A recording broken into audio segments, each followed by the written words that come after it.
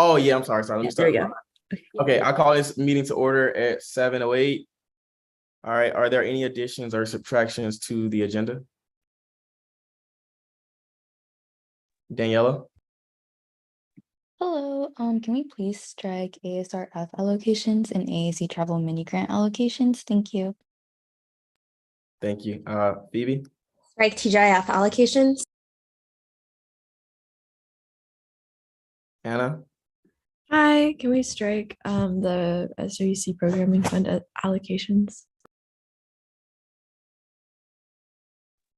All right, anyone else? Going once, going twice? Okay, if not, can we get a motion to approve the agenda? I move to approve the agenda. Oh, sorry, I need to also add something or strike something. Okay, I need to strike the UCLA Communications Board because this applicant can't make it. And then I also need to strike Artra for Legislative Assembly because he also cannot make it. But that should be all. Sorry, everyone. Okay, awesome, no problem. All right. Okay, now can we get a motion? I move to approve the agenda. I'll second that. Okay, Phoebe motions, Keon seconds. All in favor, please raise your hand.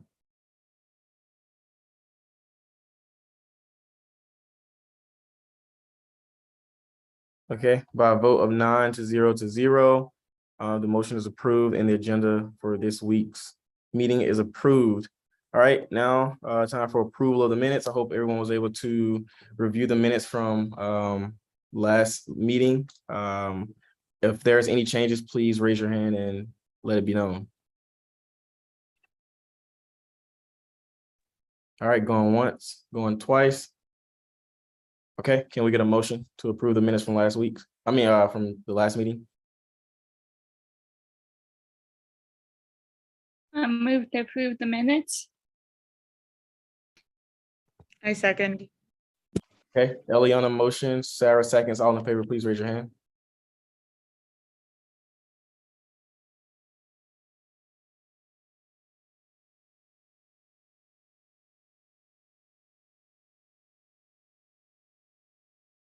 Hey, okay. All right, so by vote, wait, we're missing somebody? Phoebe? Oh, I lowered my hands a little early. Sorry, my bad. Okay. By a vote of 9-0, the motion passes and last week's minutes are approved. Okay, now we'll be going into public comment. So, hey, just remember, public comment is a time for individuals from the UCLA community to come through and kind of express to council any questions, comments, or concerns that they may have about, anything regarding the student population or any issue at all. So if you want to be promoted to give public comment, please raise your hand so that you can be promoted.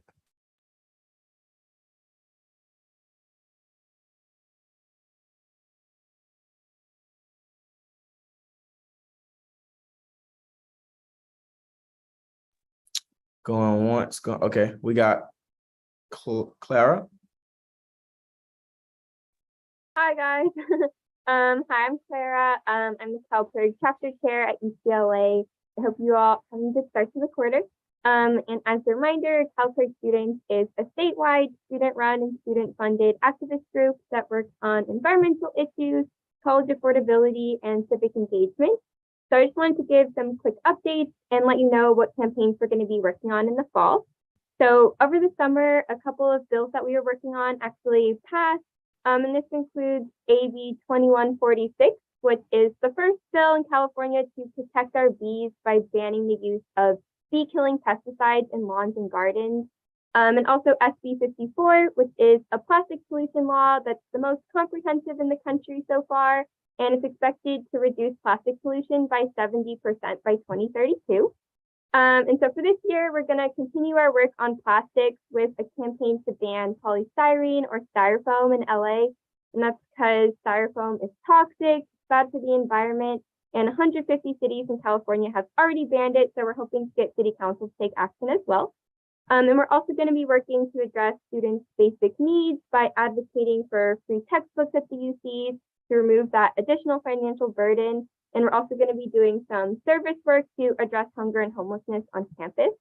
And finally, we're running our new voters project and working with the EVP office as the Bruins Vote Coalition to register students to vote, provide resources to make voting accessible to all students on campus, and do get out the vote work to make sure we all actually vote this November. So we're really excited to launch all these campaigns this quarter with our kickoff meeting that we want to have 100 people at. And so far, we already have 160 people who are interested in joining. So it's great to see all the people who want to get involved and make social change. So I'm really excited to work with all of you in your offices this quarter. And I'll also put my email in the chat for reference if you ever need to contact me for anything. And thanks so much for listening. Hope you guys have a good rest of your meeting. Thank you. Thank you so much for coming. All right. Last call for public comment. Going once, going twice. Okay, I'll be closing public comment at 7:14. All right, so next we'll go into funding. Josh, capital contingency. Hey everybody, hope your week 0 is going well and not too busy. This week we had a request of $20,904 by 24 non-USAC entities and 2 USAC entities, and we recommend an allocation of $16,849. The only discrepancy there was some student groups requested retreats, which do have caps on their funding, but everything else we were able to fill to 100%. So happy to answer any and all questions on this week's allocation.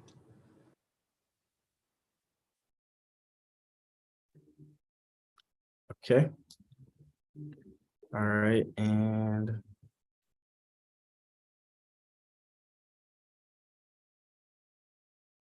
sorry about the confusion. Yeah, I should have struck capital contingency. This was just for contingency programming, and we don't have capital contingency open yet. So sorry about the confusion. okay, got you. And someone asked to put the allocation in the chat. Yep, doing it right now. Thank you.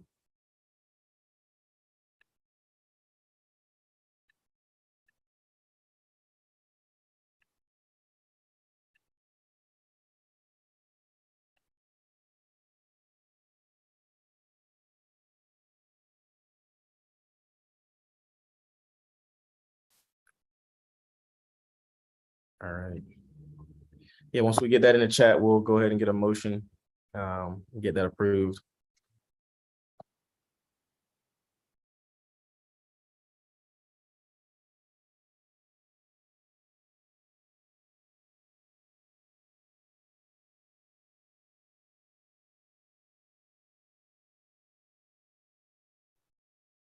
All right, thank you so much, Josh. All right, we got in the chat. Can we get a motion?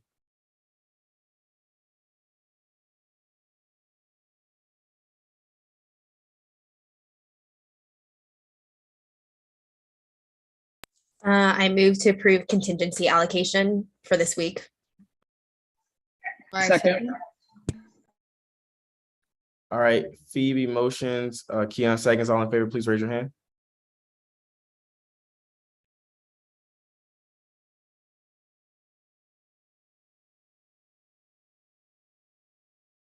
All right, by a vote of 10 to 0, the motion passes and contingency program is approved for this week. All right, next we'll get into SFS allocations. Juan. So sorry, no SFS allocations for this week. Okay, no problem. Next we have Bruin Advocacy Grant. I don't think Devon is here yet, so we will come back to that. Next, we got ARC allocations. Alicia. Wait, is Alicia not here either? Okay, we'll come back to that just if she does come, or in Devon. All right, so we'll get straight into appointments. All right.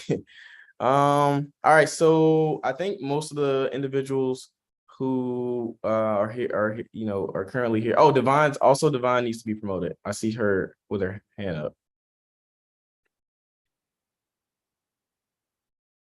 Okay. Divine, did you have anything you want to share for Bruin Advocacy Grant allocations? Yeah, can you strike it, please? So sorry, having computer technical difficulties. Okay, no problem.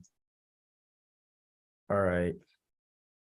Okay, so yeah, we'll get straight into appointments. All right. So for everyone here, so for today, obviously appointments, you give your opening statement. Then we open it up for council to ask, 3 or 4 questions. Then you give the individual will give their closing statement, and then we'll hear ARC's review, and then council will discuss the candidates, and then we will vote. Okay. So first up, we have a Lucy Yin. Have they been promoted yet?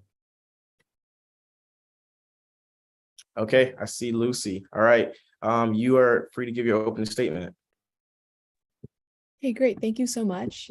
Hello, everyone. It's so great to be here today. My name is Lucy Yin, and I go by she, her, hers pronouns. And I'm applying to be the vice chair for the USAC Finance Committee for the 2022 to 2023 school year. I'm a second-year computational and systems biology major with a minor in data science engineering. And though it may seem like my academic interests lie in STEM, I'd always been interested in exploring finance as well as student government, because those were all things that I was really interested in high school. And this is a really good opportunity to explore different fields and meet people from all different backgrounds. And this is ultimately why I joined USAC FICOM last year during my first year at UCLA. And during my time in FICOM during this year, I served as a general member, and I focused on running the social media page as well as auditing various events throughout the quarter. And I really hope to expand my responsibilities this year as the vice chair and make a greater impact on FICOM as well as our community. Awesome. Thank you so much. All right, now we'll open it up for questions from council members. Council members, please raise your hand if you have any questions. Sarah.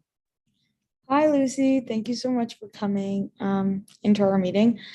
When Josh interviewed, I asked him this question, so I was going to ask you the same question. How do you plan on increasing transparency for the student body? And how do you just plan on, I think there was I wouldn't say a lack of interest, but probably like a lower interest in like our finances. So how do you plan on increasing engagement on that aspect as well?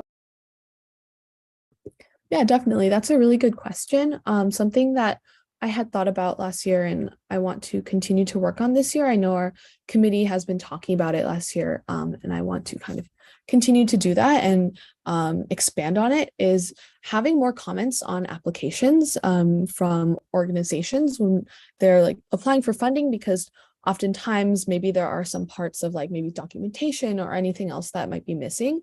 And so it would be really helpful, I think, to organizations on the transparency side of things to be able to tell exactly why they may not have received the full amount that they requested. And so I feel like this would be really important to help organizations be able to receive as much funding as possible. And I think this would also encourage a lot more organizations to apply. The contingency fund is really important on our campus because it is one of the only ones that allows you to apply multiple times and has like a lot less caps than I would say a lot of the other funds. And so as far as transparency, I want to make sure that organizations are aware not only of the fund itself, but also of how to increase transparency for or how to be able to tell what they need to include in their application to be able to receive the full amount that they're requesting.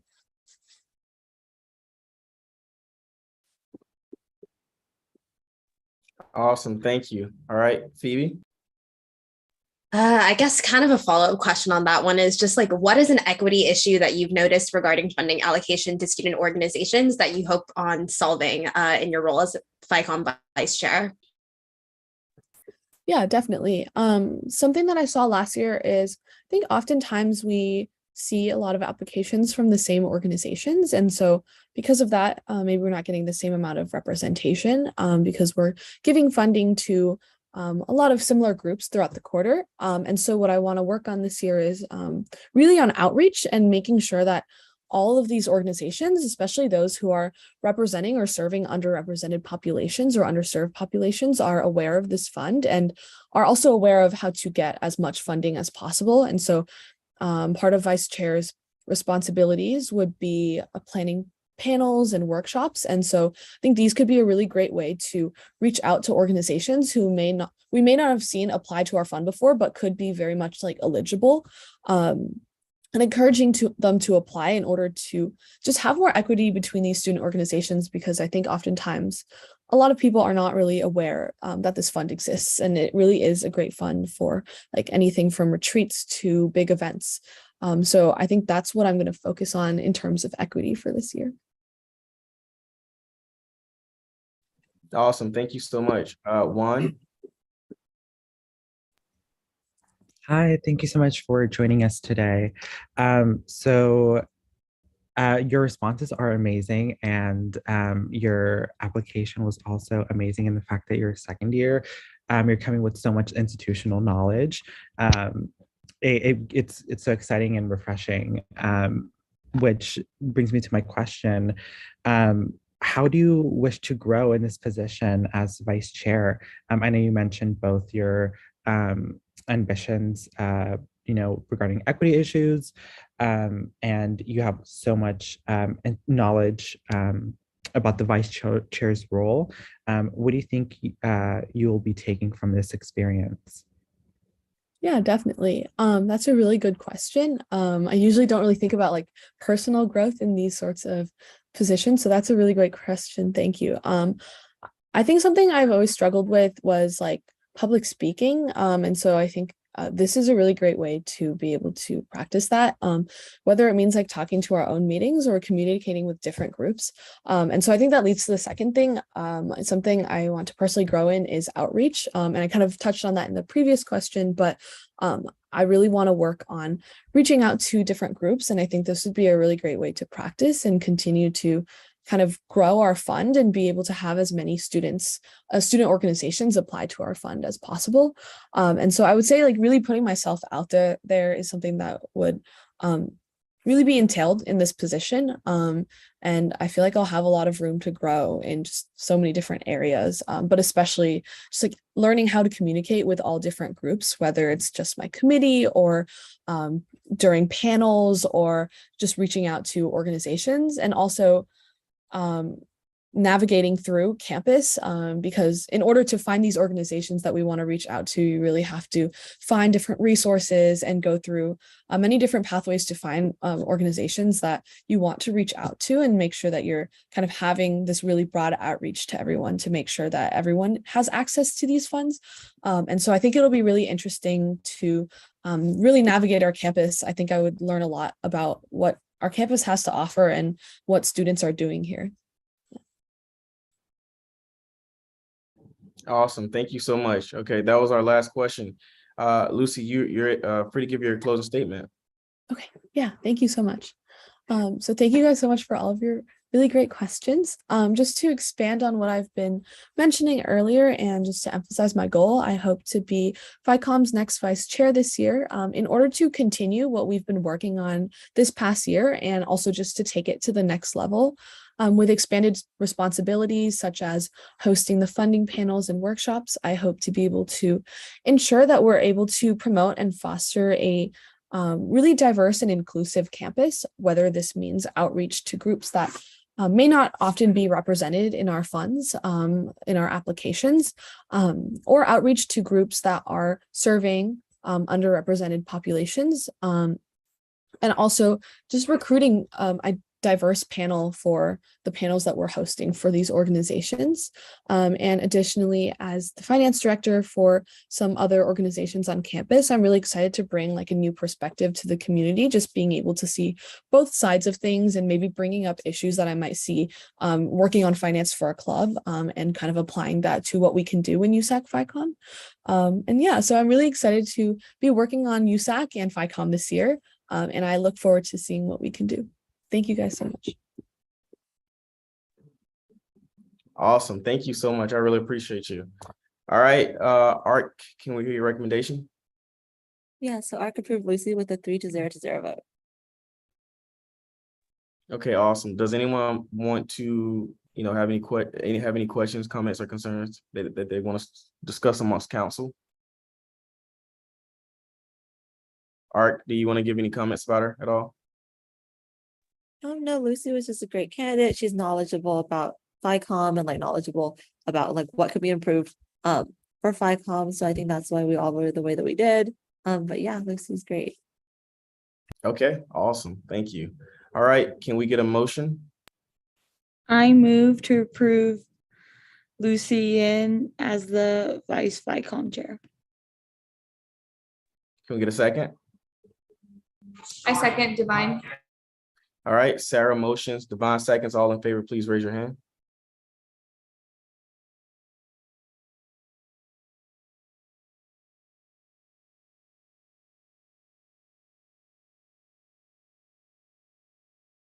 Okay, by a vote of 11 to 0, the motion passes and Lucy is now our Finance Committee Vice Chair. Congratulations. Thank you, guys. Thank you so much. All right, next we have the appointment for the Finance Committee Associate, Ryan Dunker. I'm not sure if Ryan Dunker is here, so maybe move on to the next appointment and then come back. Okay, awesome. Thank you. All right, moving forward, the Green Initiative Fund appointment. Has Ethan been promoted? I see Ethan. Okay. Hey, you're free to give your opening statement. Oh, for sure. The name's Ethan Choi. Pronouns he, him, his. I'm a fourth year environmental science major, environmental engineering minor, and I'm applying to the Green Initiative Fund. I'm interested in this appointment because I really am, for the last 4 years, have been really involved in sustainability around campus. Last year I was part of the Sustainability Action Research Program as a leader, and through that program, I got to know a little bit more of the inner workings of sustainability and environmental science on campus. And I'm just a little bit more interested in seeing if I can do my part in order to help other organizations or other people who want to be involved in sustainability on campus succeed. And I really think that begins with the fund and begins with the money to fund these projects so that the students on campus can succeed. So I want to help these students succeed, and that's why I'm here. Okay, awesome. Thank you, Ethan. All right, we'll open the floor up for questions. Council members, I see Phoebe. Hi, Ethan. Thanks for coming out for TGIF. My question for you is, there's a lot of students that are involved in sustainability that want to join TGIF. Why do you specifically want to serve on TGIF, and what sets you apart as a candidate for the position? Great question, Phoebe. Thank you. As I touched on earlier, I was a leader in the Sustainability Action Research Team, which is one of the premier, I guess, sustainability involvements on campus, as they are really involved with the staff and a lot of the inner workings of the campus. What I did was I was part of the plastic research team where we try to implement a different form of utensil on the campus. So I really worked closely with the housing and the dining staff. And through that, I think that I kind of know what is required to succeed as a sustainability person on campus.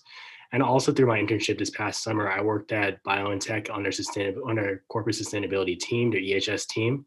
And through that, I also got more knowledge on what it would take for a program to succeed even in the corporate space, which really revolves around money.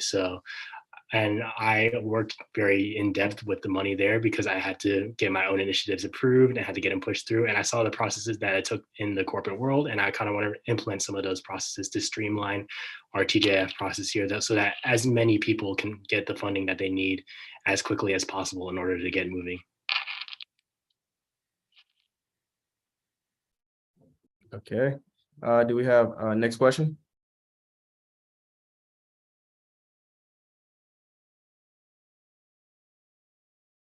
Okay, I guess I'll ask something. Yeah, so thank you so much for coming today, Ethan. Just wanted to ask, okay, so what will you do this year to kind of, I guess, spread to the student body and, some of the council members on what the Green Initiative Fund actually does and, just, make individuals more enlightened on what the organization does? It's a great question, and I've thought about it a lot. So I think that the main problem with applying to the fund is that there's a lot of red tape to jump through, a lot of forms, a lot of things that are a little bit confusing to people that are just starting out. And I experienced this myself throughout like my work with clubs and whatnot.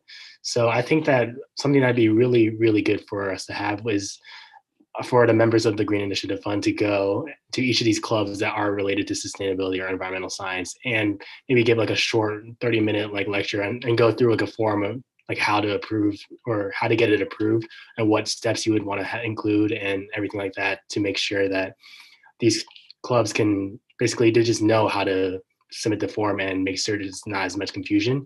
Another thing that I wanted to do was maybe have like a video online or somewhere posted where they can always access just an example of one of the members going through the form so that they can kind of follow along and you kind of tailor that to each of their own uses.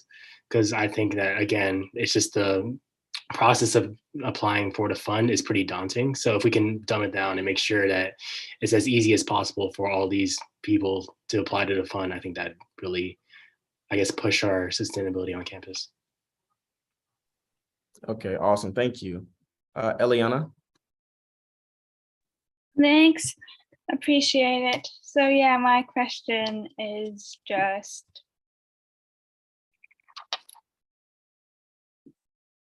how do you want to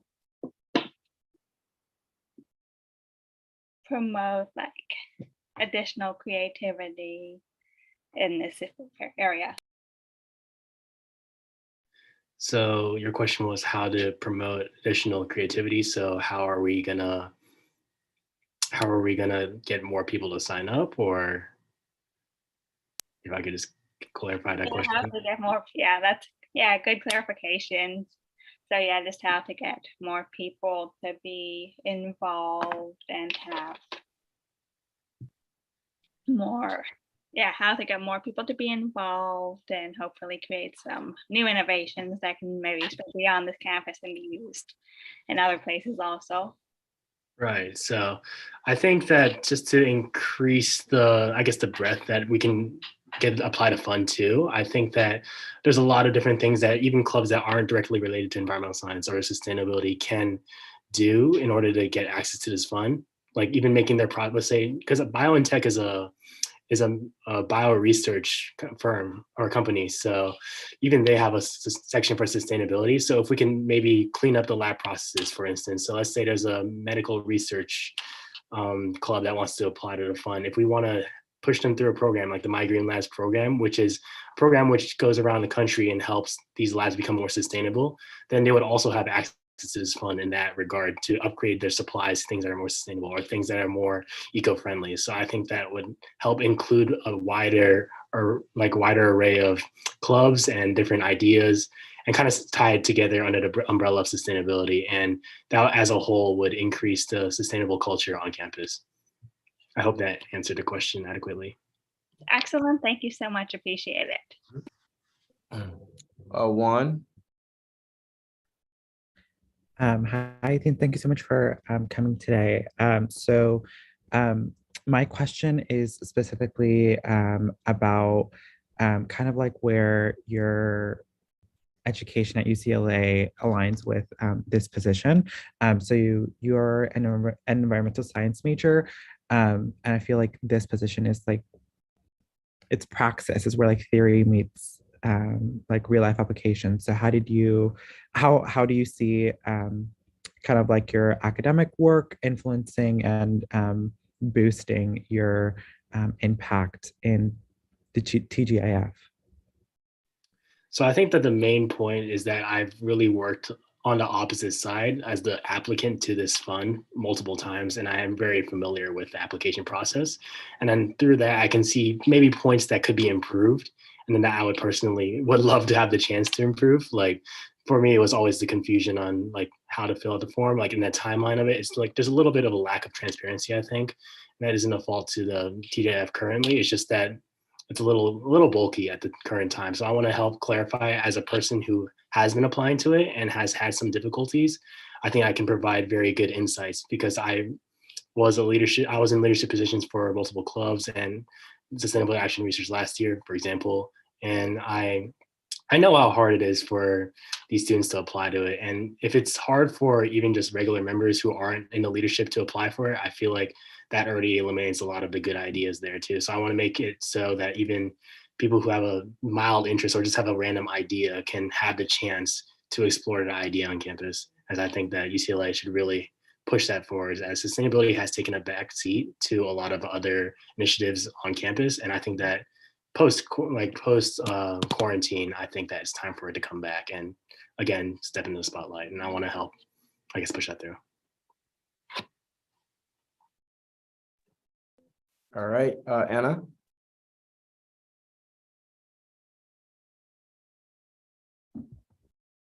Hi. So you were mentioning your experience at your corporate internship and how you gained ideas about improving the efficiency of funding allocations. I was wondering if you could elaborate on those insights about what you learned.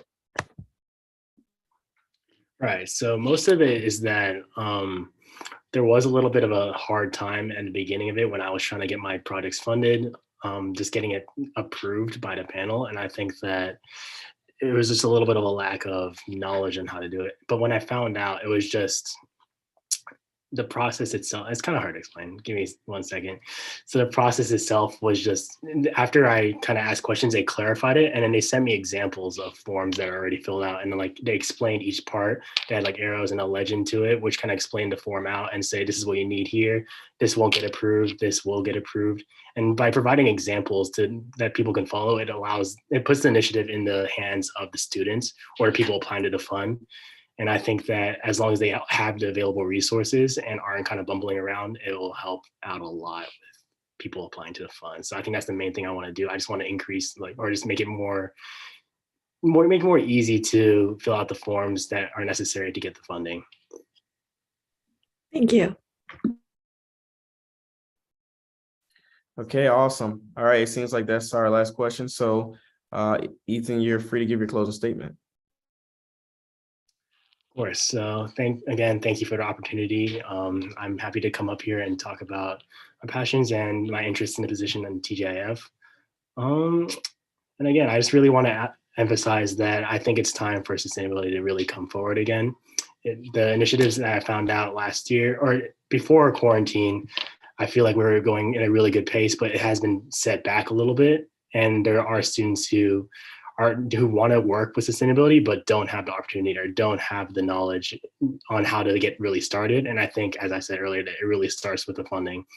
And I think I'm the right person because I'm very passionate about it. And I have a lot of ideas. And I have experience working on the other side of it. And I can get it to other people that may have thought like me before as a younger student. And I think that would give me the leg up in helping, I guess, apply the fund to its maximum use. Thank you so much.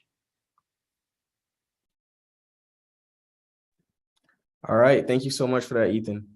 Now we will, I guess we'll open it up. I'm sorry, ARC. Yeah, we got to hear ARC's recommendations. Yeah, so ARC approved Ethan with a 3-0 vote. Okay, all right. Now amongst council, does anyone have any questions, comments, or concerns, or anything they want to discuss? Okay, awesome. All right, we'll go straight into the vote. Okay, can we get a motion? I move to approve Ethan. I second that motion. Okay, Eliana motions, Phoebe seconds. All in favor, please raise your hand. All right. Okay, so by a vote of 10-0, the motion passes and Ethan is now a part of the Green Initiative Fund. Congratulations. All right, thank you so much.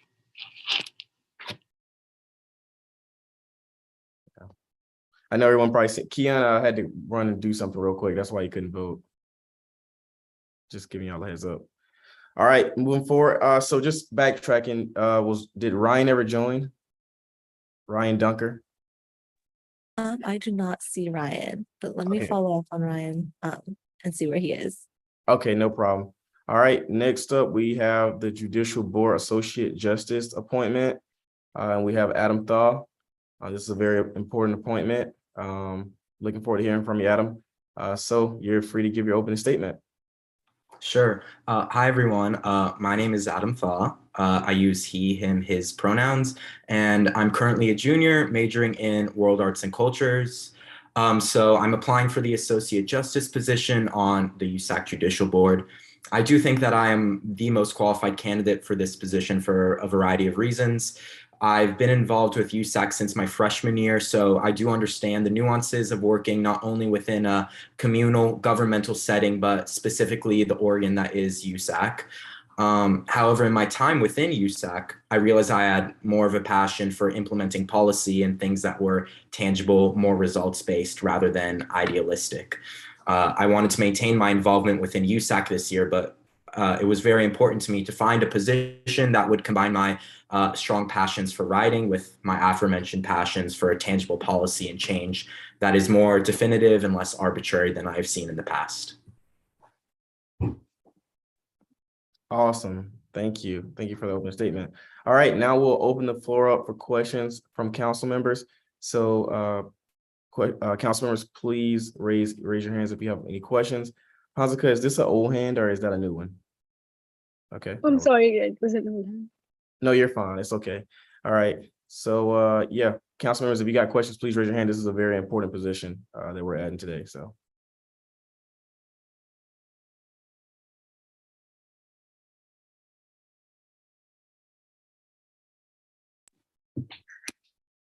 Juan.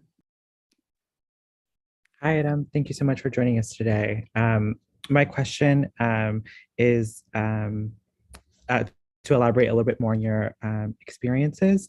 How within your time in USAC and seeing kind of the function of student advocacy along with student government, how do you see yourself in this role as Judicial Board Associate Justice affecting the change that you want to see and improvements that you want to see on campus? For sure. Thank you so much for the question. I appreciate it. I see if I, am chosen to be an associate justice on Judicial Board, I see it as one of the most prominent positions within the USAC body because, you are striving for impartiality and fairness and non-biasness. You're striving to advocate not only for, all of the communities, but specifically for minority and underserved communities that in the past have had lack of representation. And I think this is kind of expanding on the question a bit, but for me, taking up this position is so important because I am a member of the underserved communities. I am the son of immigrants. I'm a member of the LGBT communities that have been historically underserved and marginalized. So, in a position such as like an associate justice, not only would I be, impartial and unbiased, but I'd be advocating for streamlined, tangible policy change that is more, within reach, I would personally say, than what I've seen in my previous years within USAC and other, bodies. Awesome. Thank you, Adam. Sarah? Hi, Adam. Thank you so much for coming to talk with us. I appreciate it. My question was, I wanted you to just expand on how you plan on remaining like fair and impartial when reading a case, especially when like if a case comes up or you maybe like it's more closer to home or something like that. 100%. Thank you for the question. I think that really touches upon something important, this idea of remaining impartial, fair, and balanced. And that's something that we haven't really seen, within our general politics today. So I think taking from my own life, I know how to balance things very well. I am the son of a psychologist, and I'm not afraid to recuse myself if something hits too close to home. I think, like I said, it's very important to advocate for minority and underserved communities, but I'm not afraid to recuse myself if something hits too close to home or I feel as if I would be unfair or biased, because I think the institution itself should stand above all, and that institution being that Judicial Board remains unbiased and impartial, specifically the part of impartiality. Naomi? Making sure, can y'all hear me? Yeah, okay, sounds good. Okay, and Adam, yes, thank you for coming today, I really appreciate it. My question was in kind of towards one of your responses, that you expand on some of your ideas and how to like those streamlined policy changes. Like, can you expand on that a little bit? Yeah, I don't know if streamline was the, maybe the correct word to use, but in that, I mean that, if you are presented a case, you are either, you are either in the majority opinion or you're the dissenting opinion. There is no if, and, or but. And to me, that is easier to grapple with than having all these idealistic things that are kind of ruminating throughout. And to me, that can be more effective in implementation wise than something that is more idealistic. So that is why I was specifically attracted to joining judicial board, because, there's only two, options, being in the majority or dissenting opinion. But within that, I think it's really interesting to expand within that. It's like there's so many opportunities, to write and curate what you specifically think as a judge, as an arbiter, as someone who is deciding and laying the law of the land.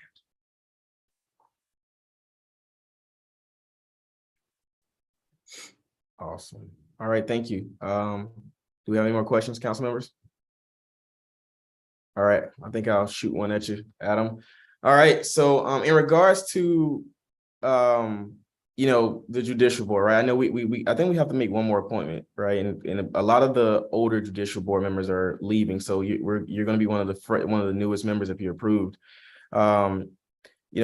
What would you consider? I mean, I don't know if you have any experience whatsoever with the judicial board, but what are some initial, I guess, changes from your research that maybe you've done that you think are some changes that can be done to the board? And also, I just wanted to ask, have you also reached out to the current Chief Justice at all and talked to him? If not, that's fine. I talked to him like a couple of months ago, and he told me about a couple of changes that he wanted to make. So I just want to see if you maybe talked to him and see if there's any collaboration between y'all two. I personally have not reached out to the Chief Justice, excuse me, but I think a big tenet of me and my personal life specifically is collaboration and teamwork, and specifically being on judicial board, that is like the prime moment of teamwork. So I would have no problem reaching out and seeing the changes he would want to implement. And as someone who would be the new generation coming in, implementing those changes, or even, putting my own personal spin on that. Okay, thank you. I appreciate that. All right. And if we don't have any more questions from council, Adam, you're free to give your closing statement. Sure. So first of all, I just want to say thank you to everyone for taking the time out of your evenings to speak with me. I really appreciate it. I'm very passionate about giving back to our Bruin community, and I feel for myself specifically, the best way to do that is to take up a position in which my strengths will be utilized to its max and also serve to help people through resolution. In choosing me to be an associate justice, I think I will accomplish just that. Thank you. Awesome. Thank you so much for coming, Adam. All right. So now we'll open the floor up for discussion amongst council members. Keon? Yeah, I just wanted to say that I really appreciate you, Adam, coming here. And I really liked all your answers, especially the comments or how you're talking about how you want the judicial board to always stay unbiased. So I'm going to vote for you, and I really hope the rest of our council members do as well. Thank you, Keon. Sarah? Yeah, I just wanted to add on to what Keon said. I have personally worked with Adam on USAC, and I can attest to like how much of a hard worker he is. And sorry, I just ate toffee, so my mouth is on fire. I can attest of how much of a hard worker he is and how much he is a pleasure to work with. I think this council should definitely vote to approve him.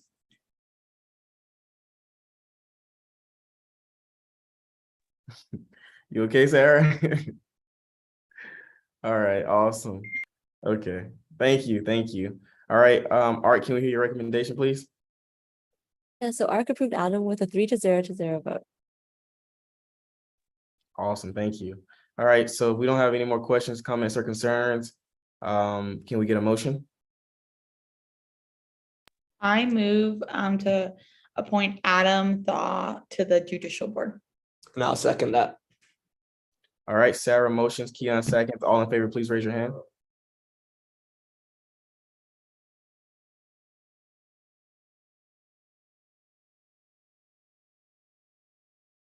All right, by a vote of 11-0, the motion is approved, and Adam is now an associate justice on the judicial board. Congratulations. Thank you guys. Have a good night. All right. moving forward, now an appointment for the Campus Programs Committee is Abnita. Have they been promoted? Okay, I see Abnita. You are free to give your opening statement. Thank you so much. I hope everyone can hear me all right. It's all good. Perfect. Hello guys, my name is Avnita Chatterjee.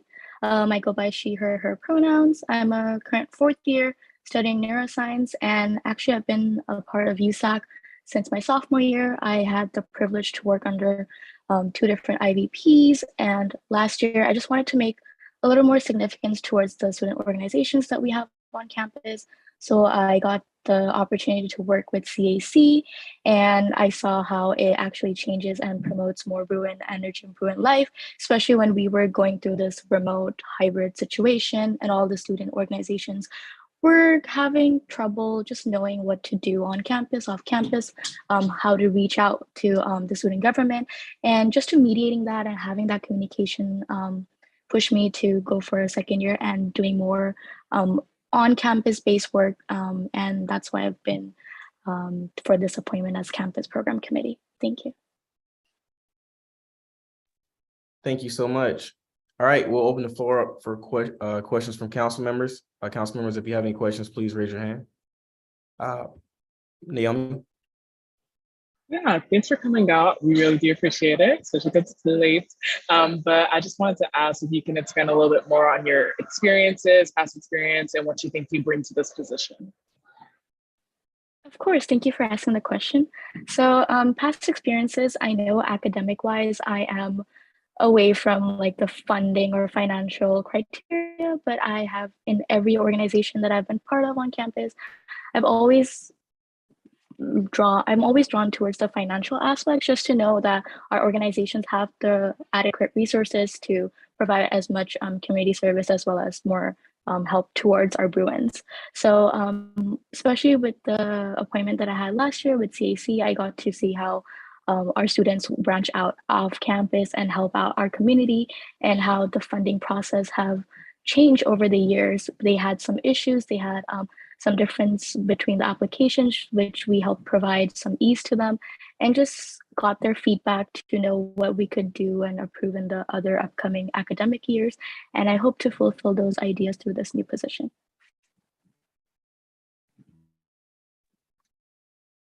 Okay, awesome. Any more questions, council members? Let's get like 1 or 2 more questions, please. All right, Juan. Thank you so much for coming out and speaking with us. I would love if you elaborate a little bit more on kind of how this position would allow you to how, like, what change would you like to see happen within the next year if appointed to this position, and how would you like leverage your this platform to affect this change? Perfect, excellent question. Just to elaborate, the key differences that I saw when I was in my previous appointment was just like the communication barrier, and just students hesitating to just reach out, show their opinion, not having the correct platform. So I would like to have a better bridge of communication, transparency, having that platform and the voice for them to open up, show their discrepancy that they have faced, or maybe some issues with especially the funding, and how they have managed with the funding throughout the academic year. And for that, I would love to have a more tracking system, having a feedback form after especially the deliberations, because it's only 15 minutes that we get to see this organization. And I would love to learn and understand more about these people, what they do, and how they leave an impact on our campus, on our Bruins. So just having that feedback, having that collaboration, knowing that they're comfortable to reach out to us, knowing that if any issues arise with the funding, they can feel free to contact us and mention this, so that we can improve our application system, we can improve our communication system for allocating as much resource as possible. Awesome. Sarah? Hi, Avnita. Sorry, it's the talkies. I thank you so much for coming to talk to us. I am going to take Juan's previous question because I really liked it. Based on like your past appointment and your new appointment now, what do you plan? Like, how do you think you're going to grow into this role this year, and what do you hope to learn? Excellent question. I have been thinking about that a lot, especially now that we're moving hopefully into a more in-person setup. In my last appointment, it was a delightful experience getting to know more about our student organizations and the amount of work that they do off campus. So in this new campus program committee, I get to do one-on-one with or student organization and their work on campus. And with my past experience, actually applying to CPC before and having that knowledge of what the students go through when applying the process, going through deliberations. So having that knowledge and just seeing how we could have a more in-person outreach to get our voices heard, get that CPC recognition on campus so every student organization knows where to ask for resources and they don't feel left out. So I would like to implement that more, hopefully this academic year, and just having that streamlined basis. I was proud to be a liaison for 12 other student organizations and having that contact throughout the year. And I just hope to continue that with different organizations so I can branch out and expand my knowledge on how each student organization is working to deliver for our students on campus and give more resources that we could use on our day-to-day lives as students. All right, awesome. Well, if we don't have any more questions, you are free to give your closing statement, Avnita. Well, thank you so much for giving me this opportunity tonight, and I hope I could answer the questions to their full extent. If not, I just want to expand on just having that communication and outreach aspect that I would love to focus on, especially in this new appointment as being the campus program committee representative, just to have our student organization have that leeway so they can be more comfortable with their student government. A lot of people are kind of scared or don't know where to reach out to. So just want to have that bridge and they could just feel free to be part of this beautiful body that I have been since my sophomore year. So just want to expand my ideas and my contributions towards UCLA, towards USAC. And yeah, hope to work with you all soon. Thank you. Awesome. Thank you so much for coming. Okay. Can we hear from ARC? Yeah, so ARC approved of detail with a 3-0 vote. All right, awesome. Okay. Are there any other questions, comments, or concerns that council member wants to discuss amongst themselves? Going once, going twice. All right, can we get a motion?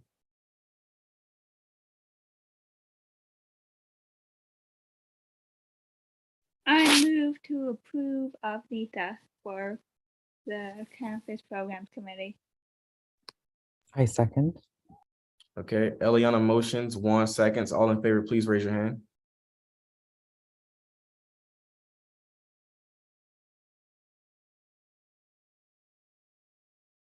Okay, and by a vote of 11-0, the motion passes and Avnita is now part of the campus programs committee. Okay, moving forward. Thank you. Oh, no problem. Thank you. Thank you for coming. Congratulations.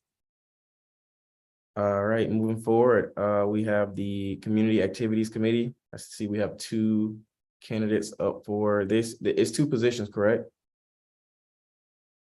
Yeah, I think there are technically like 4 positions open, but we have 2 for today. Okay, got you. All right, so we'll just do them in order. So we'll has Jasmine been promoted? I see Jasmine has been promoted. Jasmine, you are free to give your opening statement. Hello, thank you all for having me here today. My name is Jasmine Zhang. I go by she, her, hers pronouns, and I'm a rising 4th-year biochemistry major. I'm reapplying this year to the Community Activities Committee because I think that the work that is done by the UCLA Community Service organizations is one of the most powerful ways that UCLA students can exercise their voice and make changes in the community. I personally am involved in UCLA through 2 service organizations, and they have been my greatest pride and joy during my time at UCLA. Through the many ideas shared on these boards, so many of my fellow directors have amazing ideas to empower local underserved communities, but the biggest barrier comes from not having enough or not having quick access to funding. So serving on CAC last year, I think I have a unique perspective to help CAC and all the service organizations on campus recover their projects and efforts after 2 years of remote and hybrid learning. I also hope to empower UCLA student leaders to carry out their philanthropic efforts past their time at UCLA. Thank you. Thank you for that. All right, we'll open the floor for questions from council members. So let's get like 2 or 3 questions.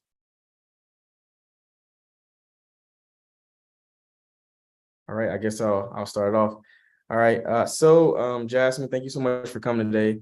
All right, what are some initiatives that you have going into this, and how do you plan to make those tangible? Yes, so since I do have a year of experience on CAC, I have many ideas that I want to bring to the table for this next year. First, I want to make sure that all the organizations are receiving the same amount of information from their advisors about the specifics to funding, because last year I did see a couple of organizations trying to reach out to liaisons saying that advisors had told them some amount of information, but the committee's decisions weren't aligned with that. So that kind of goes along with wanting to increase transparency about exactly how funding decisions are made and how the advisors can pass that information on to their student organizations. I also want the CAC members to play a more active role as liaisons, because I know that there were disparate efforts being made by different committee members. So kind of unifying that process, giving all committee members a checklist as they serve as liaisons, giving them the resources as well to support student organizations as best as they can. And then lastly, because CAC does deal with a lot of community service organizations, most of their work is done off campus. And so they may not necessarily know what is being done by other community service organizations around in the UCLA community. So being able to put on some kind of a symposium at the end of the year for everyone to share their work, I think would be really empowering to support each other in the UCLA community. Awesome, thank you so much. All right, Juan. Thank you so much, Jasmine, for coming to speak with us. In your application, you noted something very personal that really resonated with me. You mentioned that you changed from being pre-health to through this process of working in orgs and understanding how to serve your community, that you moved away from that pre-health route, pre-med route, which I was my exact same experience. I also see that in your application you were a public health minor, same public health minor, shout out. What really resonated with me and what really stood out is that in that process, I feel like it was a response to seeing the need for systemic change.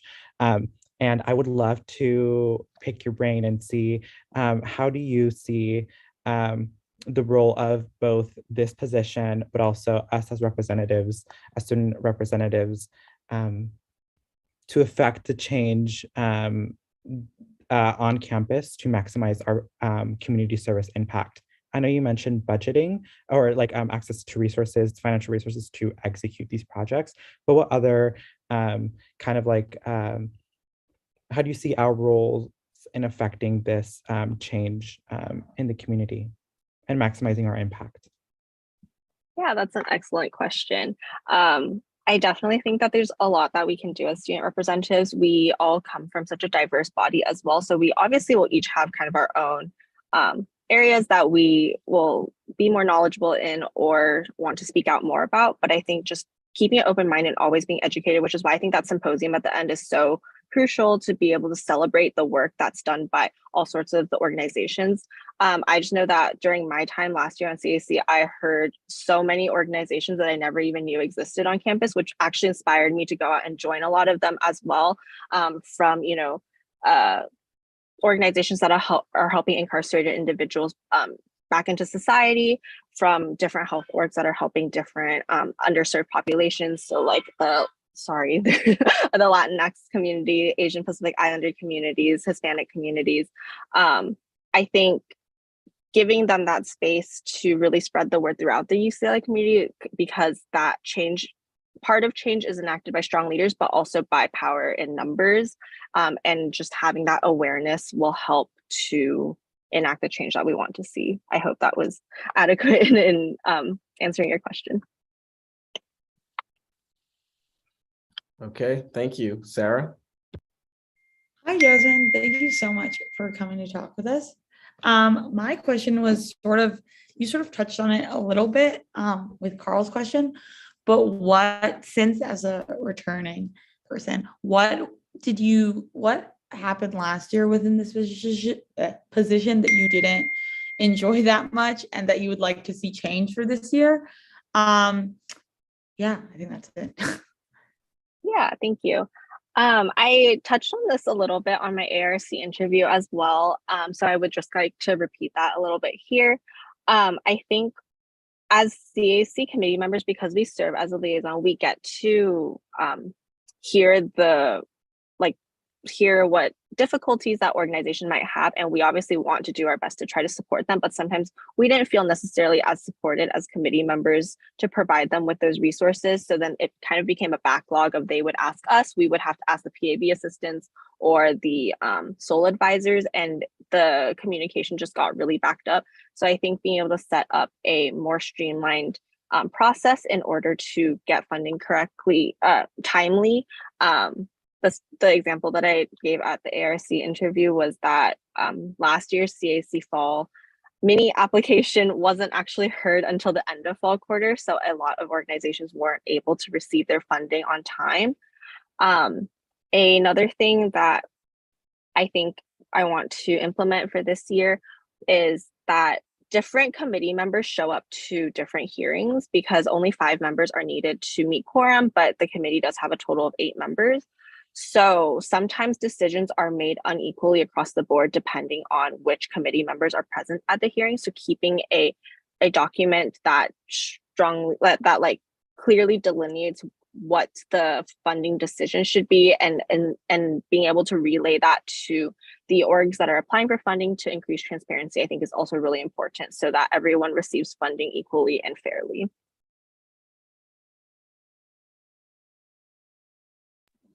All right, thank you, Jasmine. If we don't have any more questions from council, going once, going twice. Jasmine, you are free to give your closing statement. Thank you again for having me here today. I just wanted to emphasize again that I have a really strong passion for helping the community service organizations, because I think it's such an important part of what we can do during our time at UCLA as student leaders into the local Los Angeles community. Los Angeles is made up of so many diverse populations, and we have a unique perspective to be able to help them and bring our experiences from our past to help them as well. Because I do have a year of experience on CAC and have helped out with many community service organizations on campus by filling out funding applications for them as well. And being finance director of Bruins Public Health, I have a unique experience with filling out the CAC application. So I do understand it thoroughly if clubs do need help. I also want to help increase the fairness and equity of distributing funding across all sources. And so that is why I believe I would make a good community activities committee member for this next year. Thank you. Thank you so much for coming, Jasmine. All right, now we'll open the floor. Well, first off, Art, can we hear your recommendation, please? Yeah, so ARC approved Jasmine with 3-0 vote. Okay, thank you. All right, now we'll open the floor up for council members. Are there any questions, concerns, or comments anyone wants to make in regards to this appointment? Going once, going twice. Okay, can we get a motion?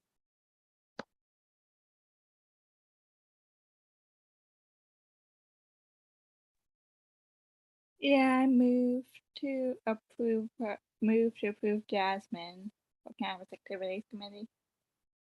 Community Activities Committee. I second. All right, Ellie on the motions, 1 second. All in favor, please raise your hand.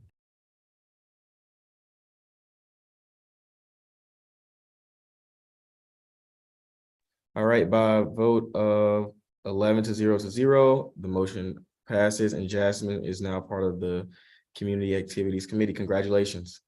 Thank you. Thank you. All right, next we have Trinity.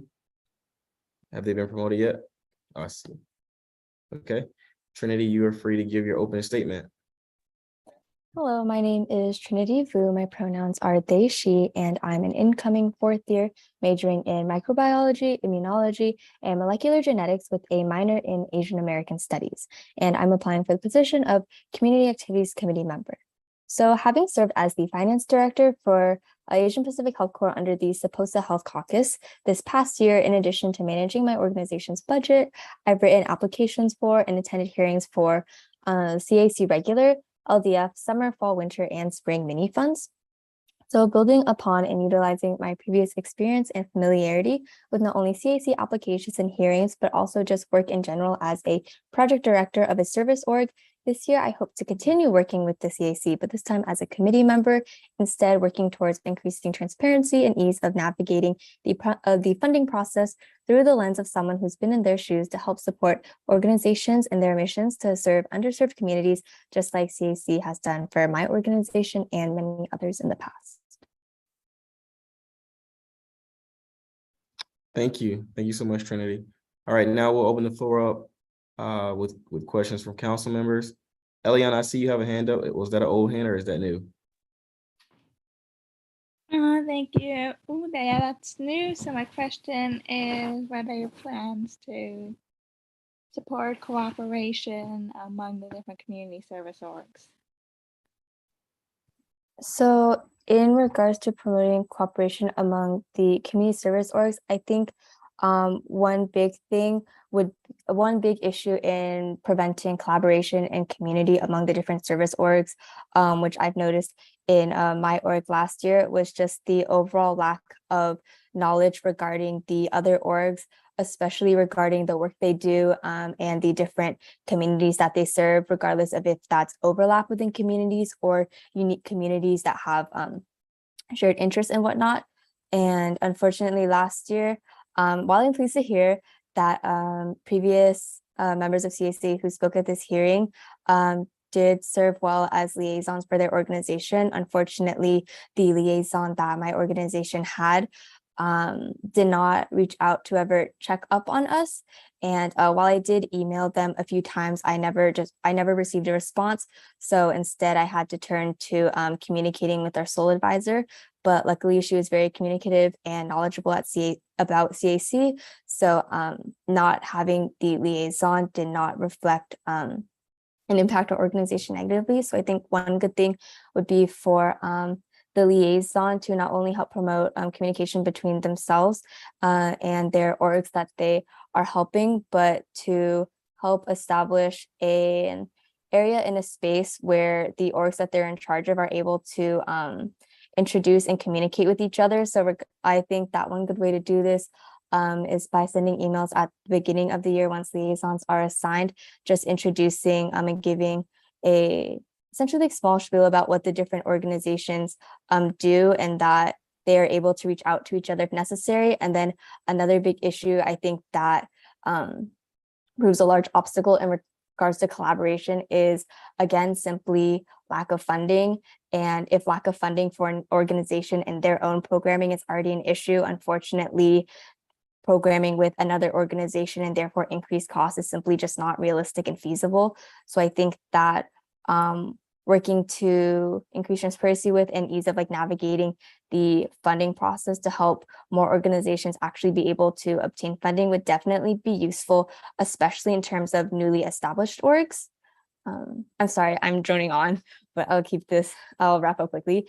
I think one way to do this would be to, again, ensure that orgs and their sole advisors are informed entirely of the funding process, because thankfully, some organizations that have been established on campus a little bit longer like mine have the previous experience and knowledge of past finance directors to build upon. However, certain orgs that we collaborate with actually don't have the support system from their alumni, and therefore it's really difficult for them to get funding, which was issues in our collaborations in the past. So I hope by increasing ease in them applying that we're able to promote just opportunities, access to collaborations.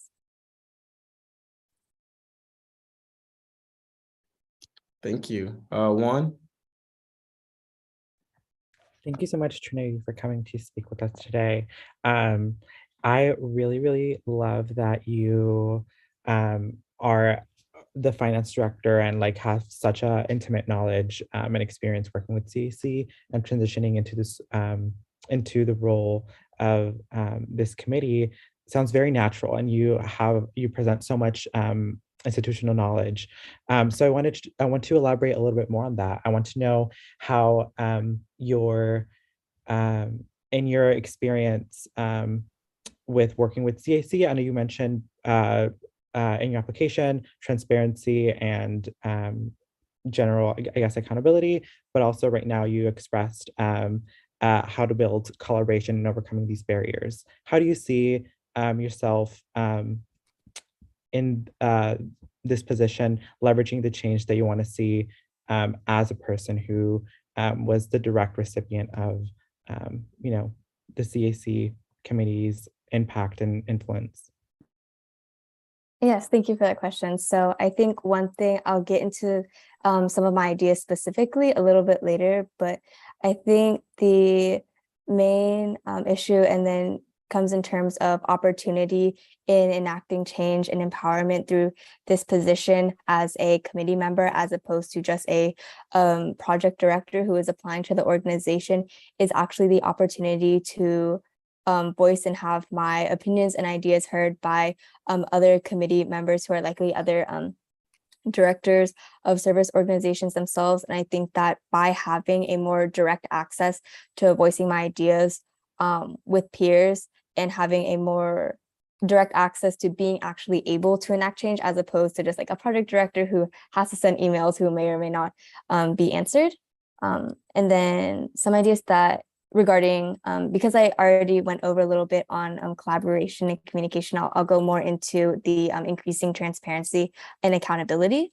So regarding that, one large issue that my organization ran into last year is unfortunately just being told, not necessarily misinformation, but being told information very sporadically and not often. So what I mean by this is, yes, while we submitted our applications on time or even early and things like that, oftentimes rather than getting an email that says like, oh, thank you for your application. I think one thing that'd be good and saying hearing times will take place from here to here, or you can expect the process to take this many weeks long. So essentially transparency and where the committee is at regarding the funding application, since once the funding application is submitted, it's out of project director's hands until they're hearing, essentially letting them know where they are in terms of hearing times. Because unfortunately last year I would submit applications and then have to send, and like a week or two would go by and we would essentially have no updates on when hearings would be. And then we did get them sporadically, like at night. So it would be, for example, 10 p.m. And I'm doing work, and then I get an email and then they say, oh, by the way, your hearing will be tomorrow at 11 a.m. So less than a 24-hour notice. And while hearings are optional, so technically our application would still be reviewed if we wouldn't have been able to attend those hearings. I think it is truly unfortunate that many orgs who I'm sure this happened to unfortunately ran into, is that they did not get the opportunity to not only elaborate on their organization and their plans, but mainly to help elaborate and explain any concerns that the committee would have had regarding their application that may have resulted in not full or any allocations at all. So I think that by allowing for project directors and organizations who submit their applications to know just where the committee is at in terms of this process, even if it's just an update, that says they may be here or not. I think just increasing that transparency and letting them know like, oh, your applications are in fact not forgotten. We are just having to go through many things right now would be good. And then one additional thing, I think while it is a smaller thing, I do think that it is really, really important is some of the deadlines and guidelines on CAC applications are not completely accurate. So it leaves service organizations really confused, especially if they haven't applied to this before. So one example is on the CAC regular fund for this year. There's a 16-17 guideline-ish that essentially states when hearings would take place. And I believe it states around the end of August. So that unfortunately falsely leads organizations to believe that as long as they do this application, they will be able to receive funding and go through with their programming once school starts. But now it is almost September, and unfortunately, no hearings have taken place yet because the committee isn't formed. So I think that by updating that to just reflect on, even if it is later in the year that these things happen, just allowing and giving access for student organizations to knowledge about when these things occur and how they happen, will allow them to more properly plan for the year. Awesome. Thank you so much. All right. Is there anyone else who wants to ask any more questions? Going once, going twice. Okay. Trinity, you're free to give your closing statement. Thank you. So overall, despite my lack of experience serving on a funding body specifically, I possess a background rooted in collaboration and communication among peers and higher-ups, especially regarding deliberation on applications, having served as outreach coordinators for multiple yield programs and helping to promote student involvement and empowerment among future generations. And additionally, my familiarity with applying to many other funds such as CSC, SHREC, and contingency on campus have allowed me to develop a deeper understanding of the not only intricacies of CAC applications, but overall just the importance and crucialness of the committee and the fund itself and what sets it apart from other funding bodies.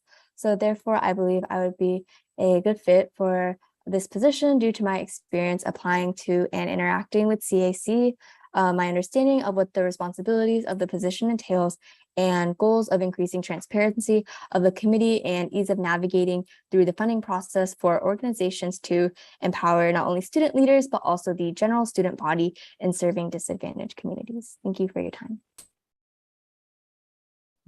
Thank you so much for coming, Trinity. All right, now we'll open the floor. Well, first off, Art, can we hear your recommendations? Yeah, so ARC passed Trinity with a 3-0 vote. Thank you. And then we'll open the floor up for discussion amongst council members. Is there anything, any question, comments, or concerns anyone wants to bring up regarding this appointment? Okay, if not, then we'll move forward with the vote. Can we get a motion? Sorry, it's kind of loud where I am, but I moved to approve Trinity for the Community Activities Committee. Okay, Naomi motion, Sarah seconds. All in favor, please raise your hand.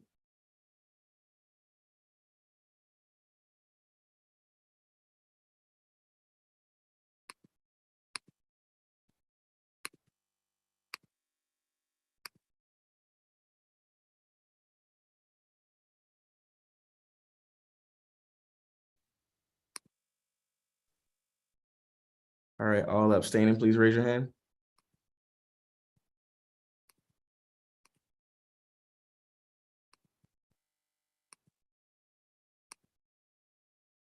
All right, and all against, please raise your hand. Going once, going twice. All right, so someone didn't vote. But we'll, okay. Okay, well, are you voting a yes? Yeah, sorry, my computer was glitching, wouldn't let me raise my hand. Okay.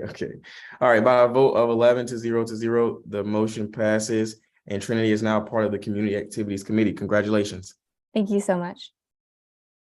Thank you for coming.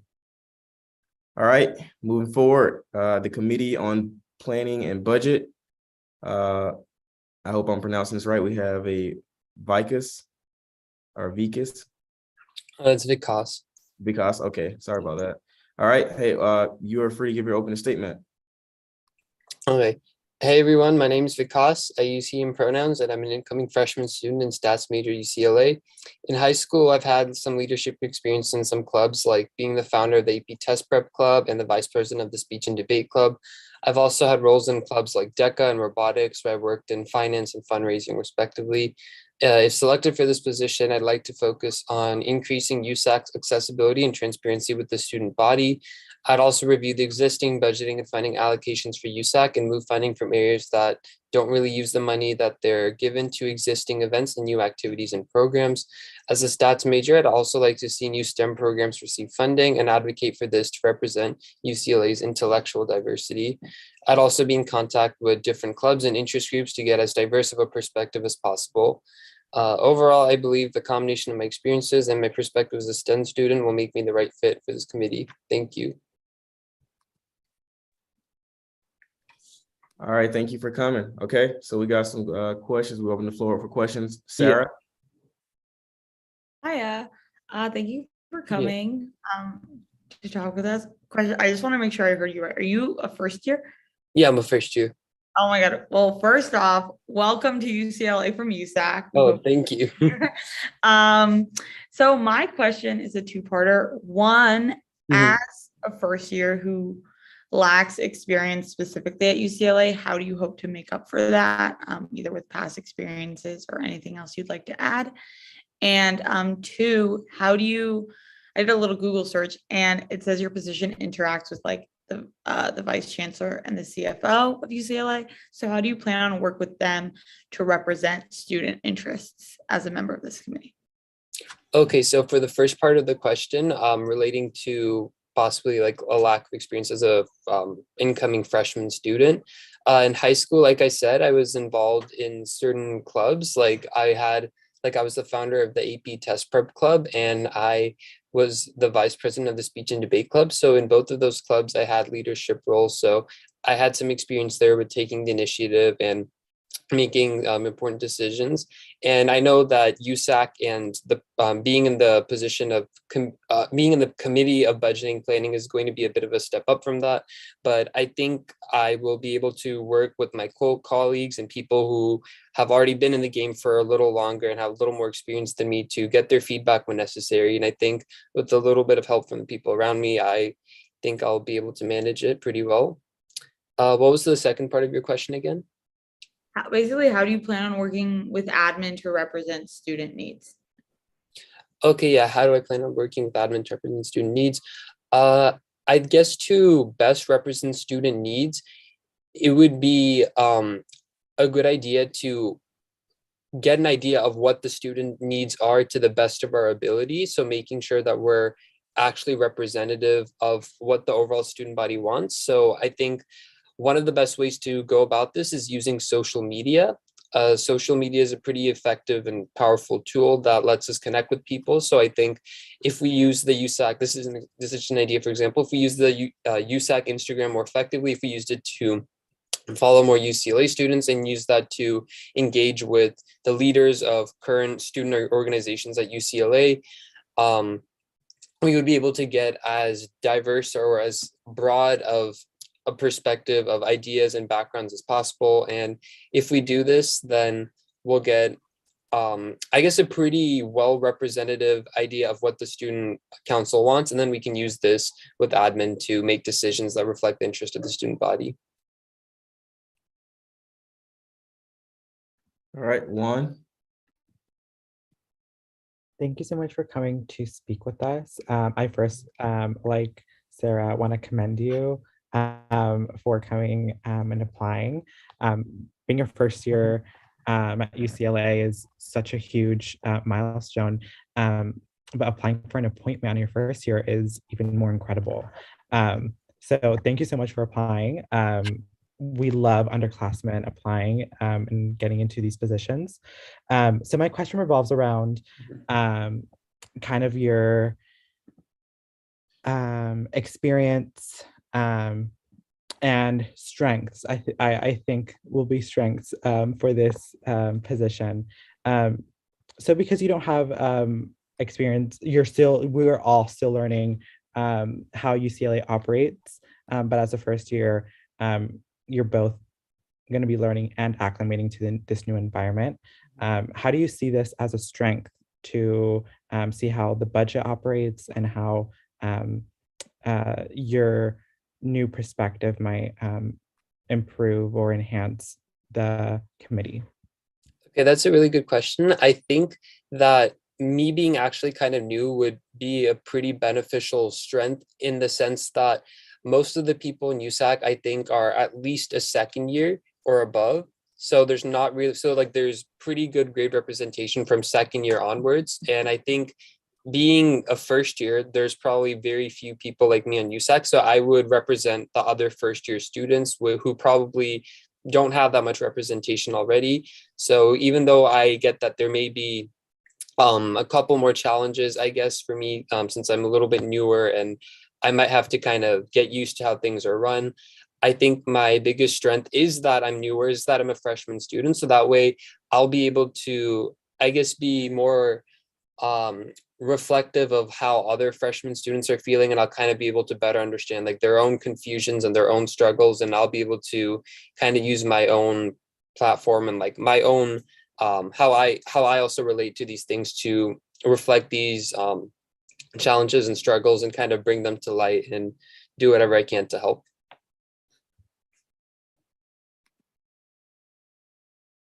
All right, Phoebe.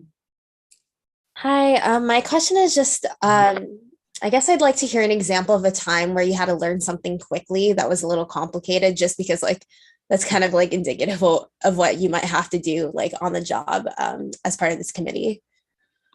Okay, yeah. So an example of this relating to a leadership position that I had in high school was when I was the vice president of the speech and debate club. So so you asked a position where I had to like adapt and make like a decision really quickly, right? Not necessarily a quick decision, but that would be cool too. Like also like learning quickly on the job, but Learning quickly. Oh, okay, yeah.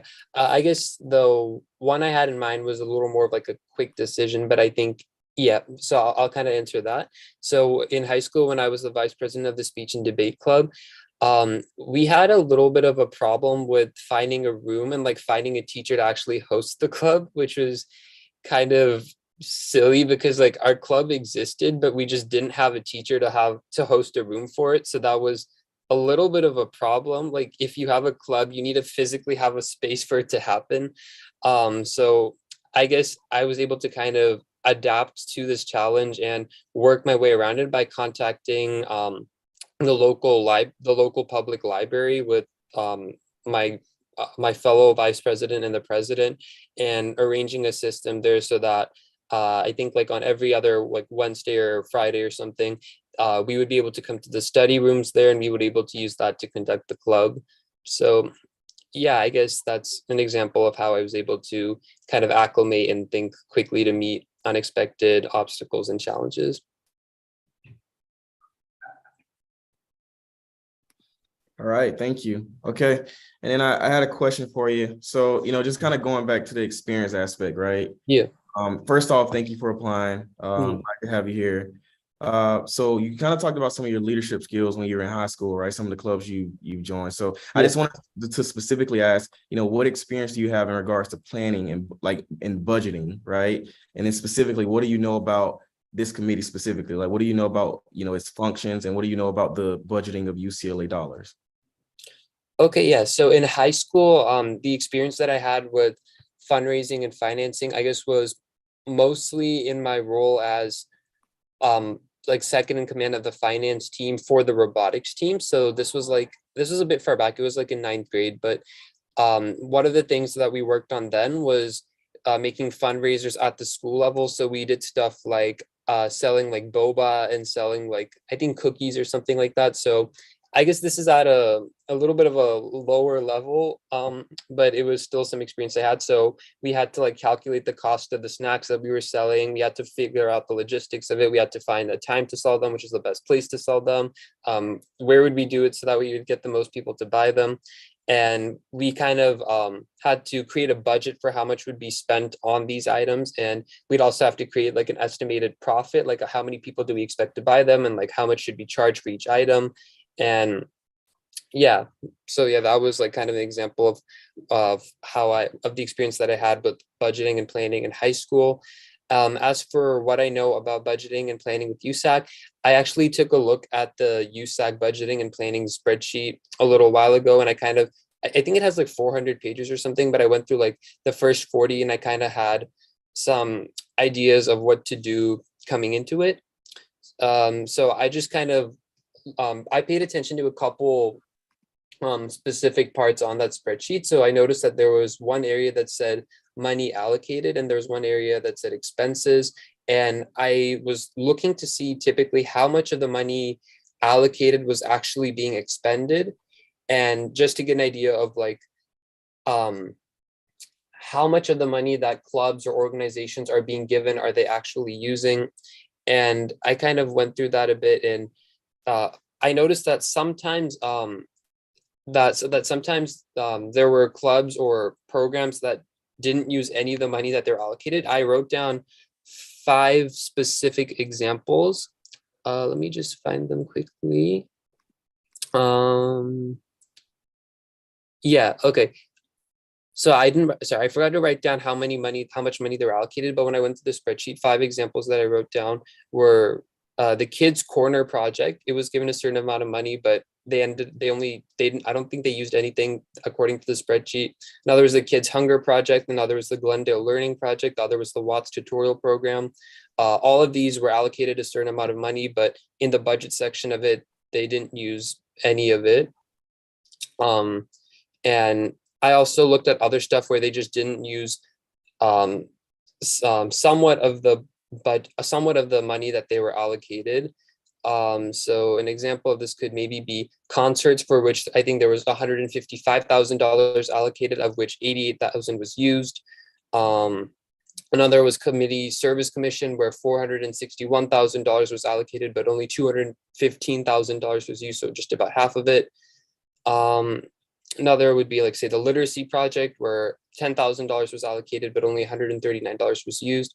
So I kind of have some idea, I guess, of how the money is being allocated and how much is being spent.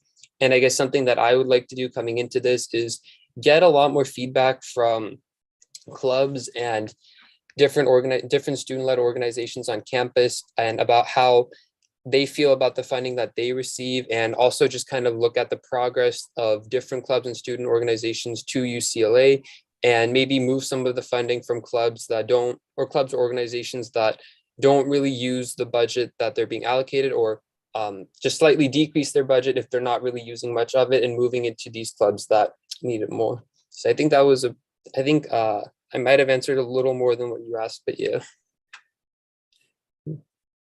Yeah, thank you. Now, and I was asking that because yeah, I think you kind of just spoke in regards to the USAC budget, right? Like the student fees, right? And I think that this position that you're applying for, it kind of talks about like you have to give recommendations, to the chancellor and the Senate regarding the allocation of educational resources, academic priorities, and budgetary processes, right? So, which involves like major campus space and building projects. So, but that's like a whole nother thing, right? So that's why I was asking, because I figured that maybe you were kind of like getting it mixed up with the USAC, the student fees that are collected, right? So those are different. I just wanted to point that out, okay? So yeah. All right, there any more questions? Anyone? Going once, going twice. All right, nice. You're free to give your closing statement.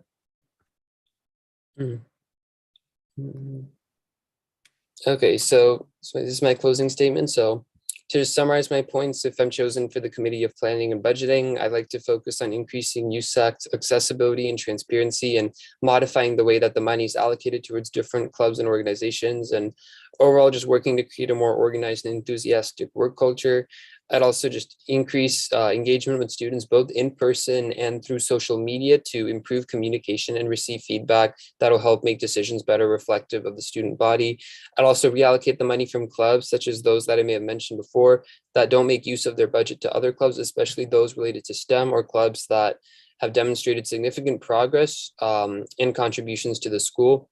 And most importantly, I'd emphasize an inviting and friendly work culture where committee members are actively involved with the student body and engaged in student events.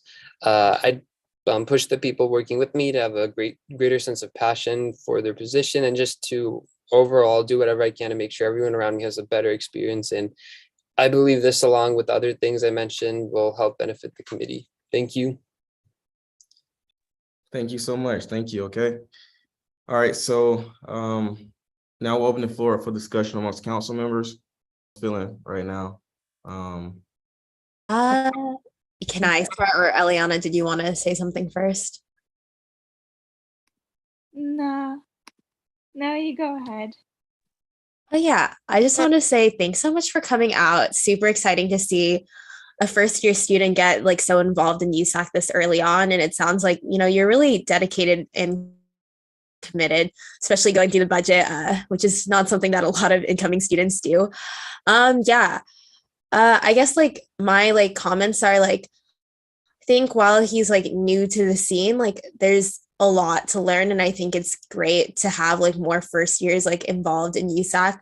I do want to note just like on your statement about like, you know, some organizations like maybe not using their budget, just to like also keep in mind like needing to look at like multiple years budgets just to understand like what the pattern of usage of that allocated money is, just because like, you know, some years maybe like something happens, so like an organization might not end up using their money but they still need it. It just like something happened that year. So like I totally agree, like we do need to like figure out how to like allocate money effectively so that organizations that need it can use it, and that it's representative of the whole UCLA community, but also keeping in mind like also like asking questions along the way, like if like an organization isn't using their allocated money, to also like think like there might be other reasons like besides like them not needing the money that they didn't use it at that time. Just wanted to mention that.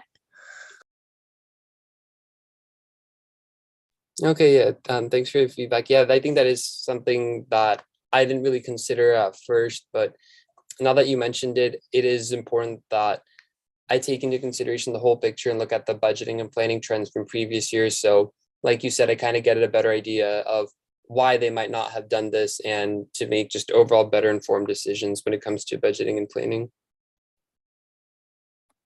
All right. Juan. Yeah, so I actually want to acknowledge I'm like so excited for your appointment because you're asking all the right questions, you're being so curious, and we're having such a productive conversation right now, like with our with Phoebe's comment and with what I will acknowledge in a bit. But I really wanna I'm so excited for your appointment if you're approved. But I want to elaborate a little bit more on Phoebe's comment in that the funds not being used, we just have we had COVID. I'm part of the CSC, and some of the line items that you referenced are part of projects that fall under the Community Service Commission. So COVID just happened. That was a huge barrier. So again, the context is amazing, as Phoebe said, and students organizing and not being at full capacity and full force due to being remote, that definitely affected, you know, the use of funds. But you are asking all the very important and hard questions that will ultimately make us more resilient as we transition to be fully in person this year. So thank you so much for applying, and I'm so excited that you're a first year and getting all this exposure so early on. Milan. Yes, so I think we forgot to say ARC's vote, but ARC approved because by a 3-0 vote. And I think in his ARC interview, he really like demonstrated that he looked into the budget and like took the time to kind of like go through it and kind of understand what it means to be the committee on planning a budget And that's why we kind of like pushed him forward to council, even though he was a first year, and that's completely fine. But I think he also brings a very, very unique perspective. So yeah, I just wanted to put that in during his ARC interview. He definitely demonstrated that he looked over the position and like did his homework. So Okay, thank you. I just wanted to give a comment because I think there's some confusion here, right? So because I'm hearing two things, right? So the Committee on Planning and Budgeting doesn't deal with the USAC budget. Okay, it doesn't deal with that. It deals with like the UCs and the UCLA in general.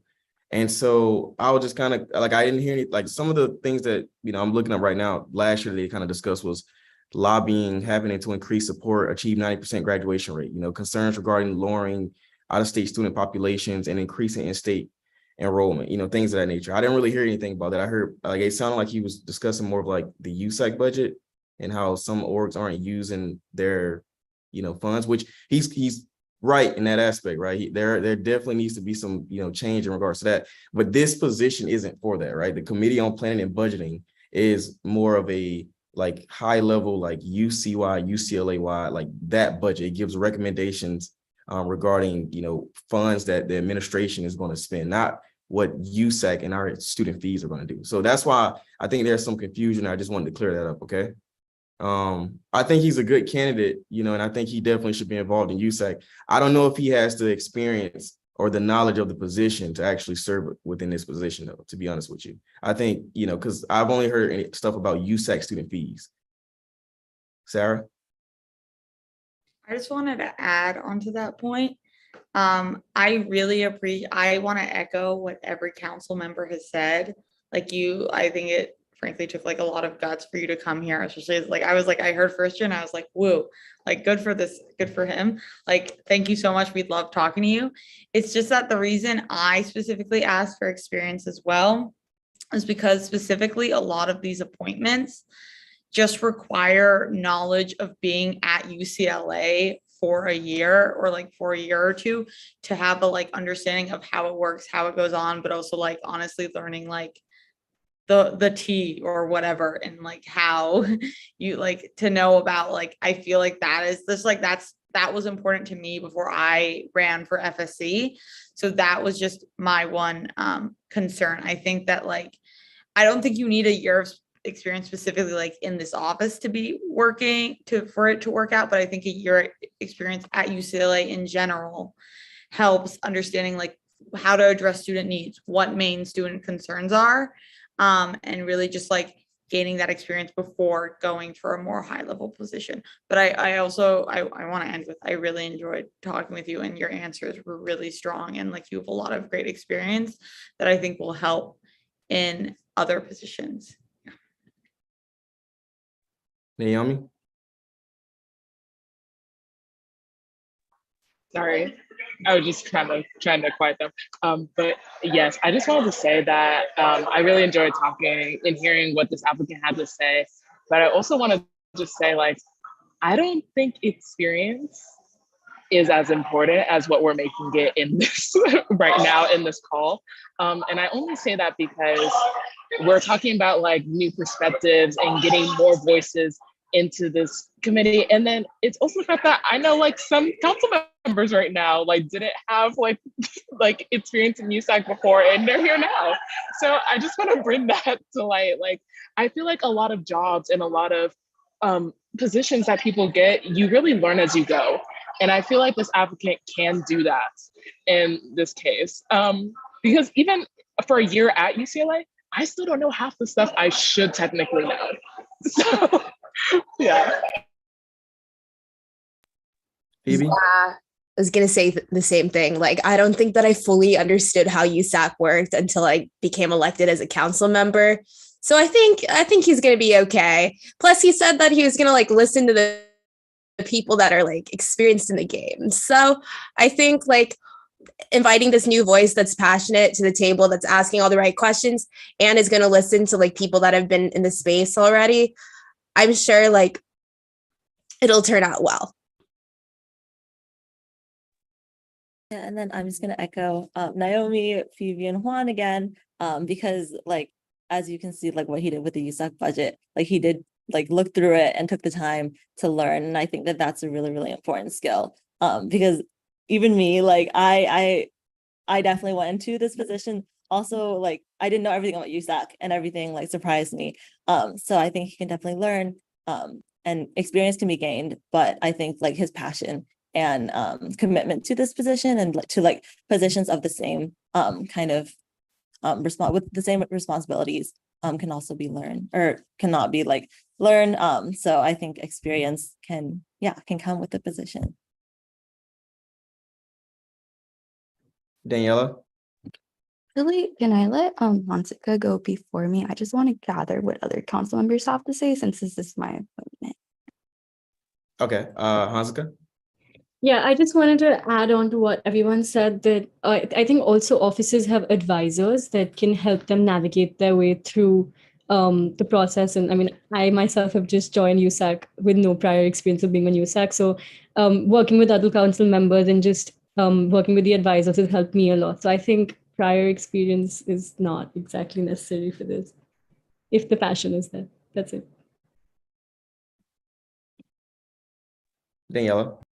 Yeah, first of all, just like thank you so much for the feedback from everyone tonight. I really appreciate it. And I really appreciated like the concerns that you all raised, but I do think that like ultimately I decided to appoint the cause because of what Juan put in the chat, like the importance of just being able to acknowledge that skills are transferable. So while the cause may have mentioned specifically interest in wanting to expand services to STEM organizations, for example, while that may not happen on the Committee of Planning and Budget to organizations directly, it may happen to other departments within UCLA or UC-Y that we have.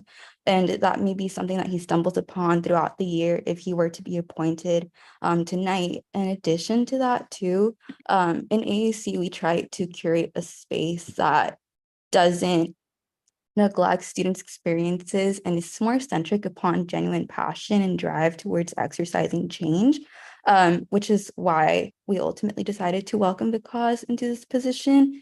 And when it comes down to the position on planning and budget and concerns about experience, because it is such a niche committee, I will assure you all that every single committee on the Academic Senate is very, very niche.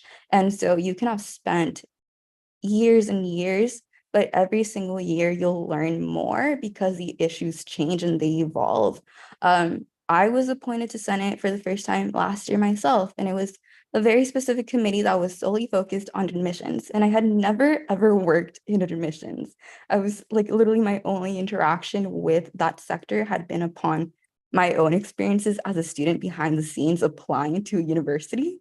And somehow I had to just tap into my knowledge and my experiences, but also demonstrate other soft skills like research or the drive to want to communicate and outreach to students, or the ability to sit down and break down very, very huge documents, which I will tell you all right now, Academic Senate does not hold back for the documents and prep materials that they give you. So like that 400-page document that the cause looked at and researched and took the initiative to do is probably going to be reflective of the kind of work that he's going to have to be doing on a week's notice if he were to be appointed on Academic Senate tonight. So I just wanted to reaffirm that I think he definitely does have the skills, and more than anything, he has a drive. The cause has been outreaching to AAC directly all summer, asking these questions before he made a very thoughtful decision about where he wants to be placed.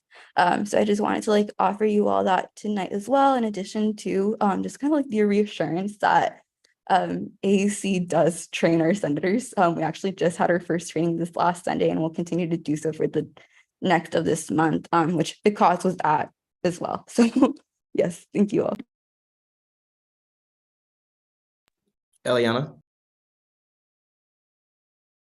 Just want to add that I agree with what everyone said, and I think that Vegas will be great, and it's always good for people to be able, like, it's good for people to be able to care and bring in their new ideas and not have like a long whole big thing. I think it's just really good, and he'll be excellent, and yeah, let's go for it. Perfect. Okay, is everybody done? Anyone else want to add anything else? All right, can we get a motion?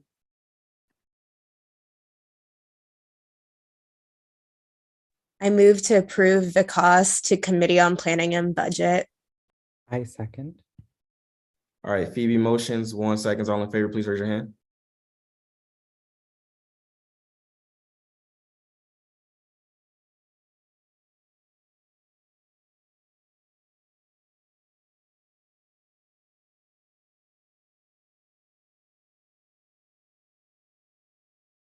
All right, all against, please raise your hand.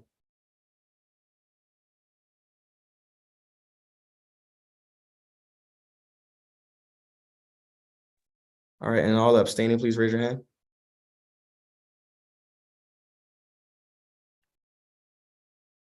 All right, by a vote of, what is that, 10 to 1 to 0, the motion passes and oh yeah, the motion is approved and Vikas is now on the Committee on Planning and Budgeting. Congratulations. Thank you so much, everybody.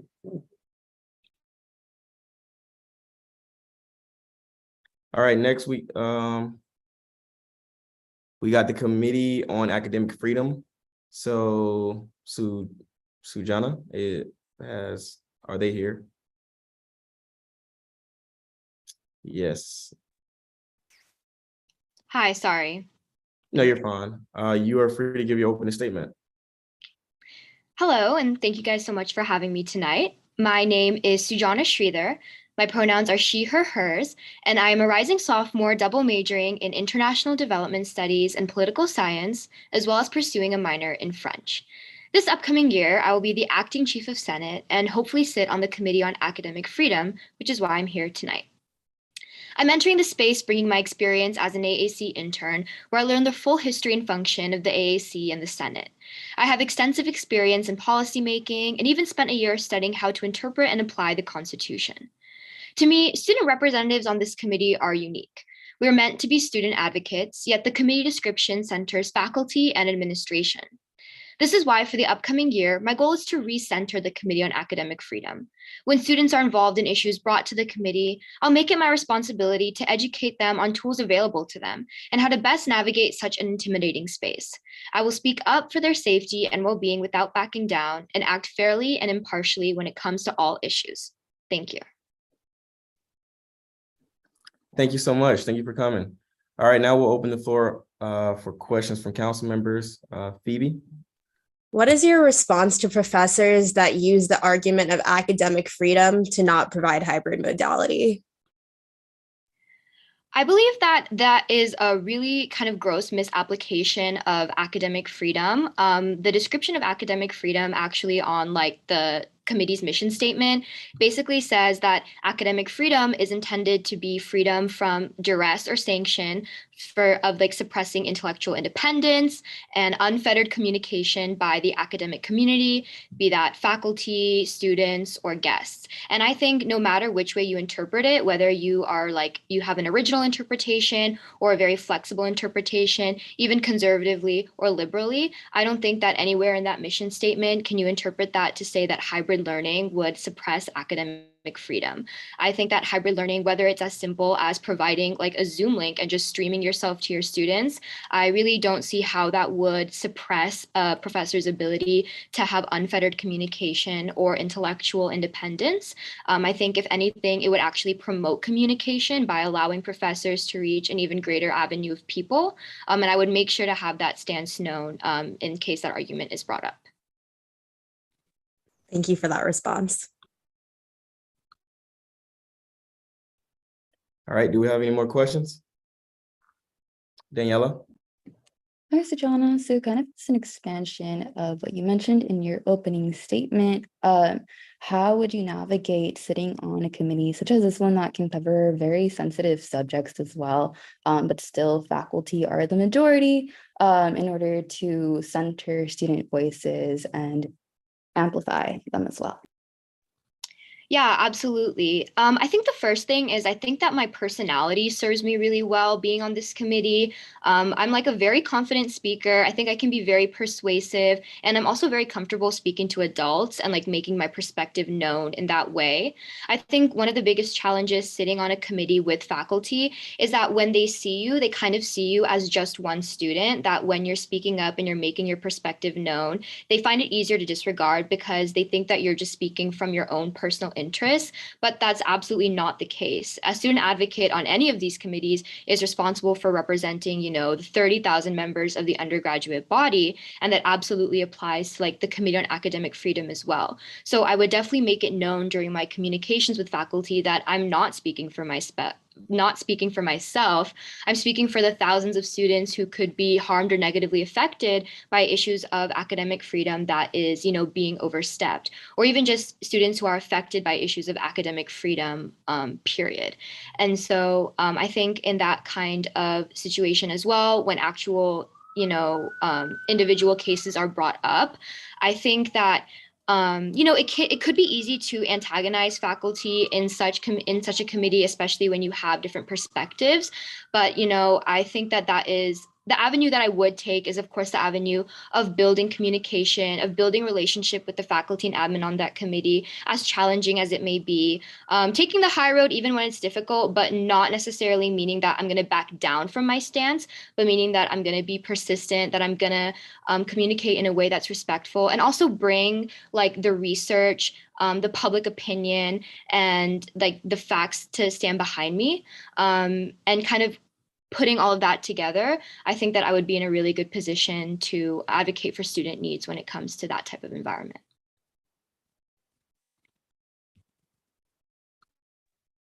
Thank you. Do we have any more questions?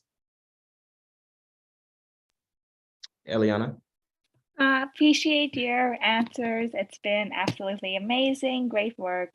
And my question is, how are you gonna try and just get the word out so more students can hopefully get involved in this academic senate process, and which is often something people don't know about or is find confusing or intimidating?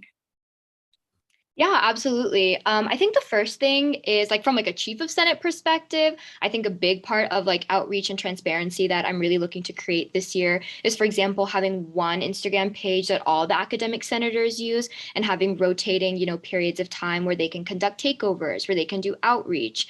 But I think it's also a little bit difficult to navigate with the principles of confidentiality that often really restrict academic senate and our ability to communicate with the student body, because, we are really not allowed to publicize or communicate anything that has not yet been officially approved for that. And so in situations where we need to gain public opinion, or where we want to communicate with students and let them know about the initiatives that are going on, it could be challenging, but I would definitely make an effort to give as much information as I possibly can without crossing the line. And I think in the context of this committee specifically, and kind of promoting student involvement, I think the first thing that I would like to do is really change the reputation of the Committee on Academic Freedom as one that is hostile or unfriendly to students. I think that absolutely should not be the case. I think that they should be empowered to take on issues that could affect their academic freedom, because it is their safety and their well-being at stake, oftentimes when it comes to these issues, whether it's through hybrid learning or through potentially, controversial and contentious issues that could really make someone feel unsafe in a classroom. And I think as far as outreach goes, what I would do is I would personally tell people, or make as transparent as possible, how the hearing process is, whether they want to communicate with me so that I can help them throughout the process, or with other people who are available to the students.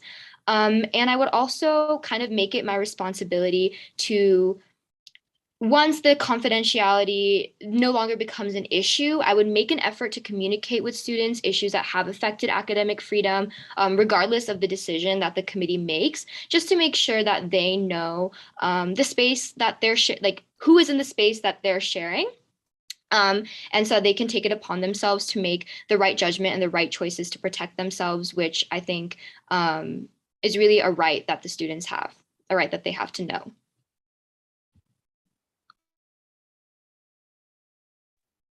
Awesome, thank you. All right, does anyone else have any other questions? All right, you're free to give your closing statement. Thank you. So I just want to repeat that, to me, the question of academic freedom really boils down to one question, which is how we can preserve fundamental principles like freedom of speech and right to education while showing sensitivity to long ignored and often oppressed demographics. It's a question that is difficult to answer, but one that I know that I can by sitting on this committee.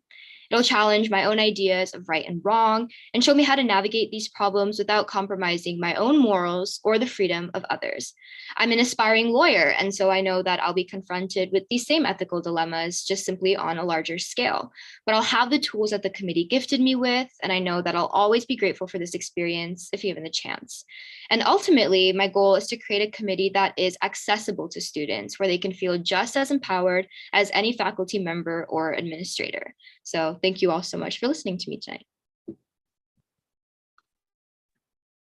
Awesome, thank you so much. Ark? Yeah, so ARC approves Sujana with a 3-0 vote. I'm sorry. With 3-0 vote.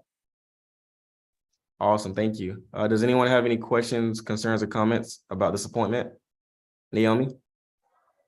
Just wanted to emphasize what Phoebe said in the chat. Even in the interview process, it really takes someone passionate, as this applicant has shown, and someone so strong-willed to be in these spaces. Like she said, talking with professors and instructors, it's hurtful sometimes. But I definitely think she has the voice to really push for these initiatives and just be really proactive in the space. So yeah, thank you. Juan? Yeah, I just wanted to say that I'm super, super impressed and I'm in awe. All of your responses were amazing. When you said that you're an aspiring lawyer, you inspired me so much. So I just want to say thank you so much. All of your work is incredible. Your responses felt so grounded, well thought out. And yeah, your entire response resonated a lot. And I'm so excited for the work that you're going to be doing. Thank you both so much. Thank you. Daniela? Yeah, pretty much just kind of echoing what everybody has just said. But I have the privilege to work with Sujana very closely. She's pretty much like my right hand when it comes to anything about Senate and AAC. And I am always just coasting when it comes down to reflecting on the progress that we have done in regards to Senate every week, because I fully trust her leadership.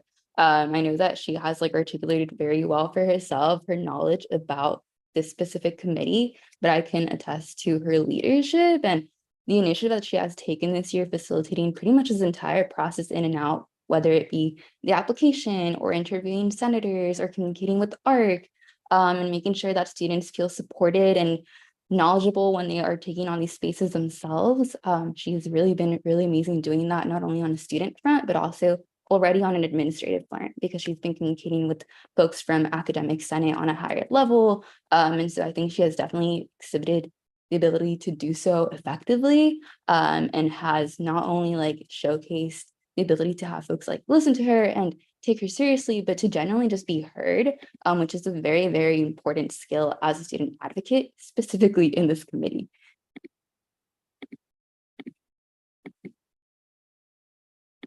Eliana? Yeah, I agree. She's amazing. She's brilliant. She's passionate. She has a sense of justice. Awesome. So exciting.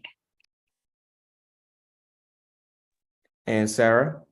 I just wanted to second what everyone said. And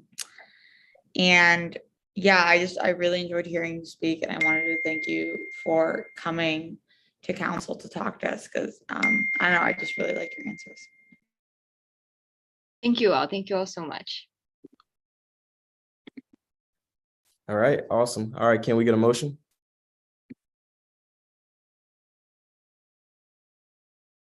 I move to approve Sujana for the Committee on Academic Freedom. I second. All right, Eliana motions, 1 second. All in favor, please raise your hand.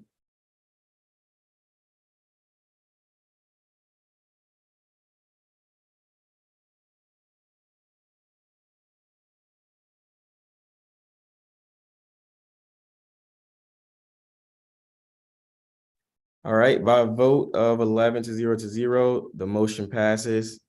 And Sojana is now on the Committee on Academic Freedom. Congratulations.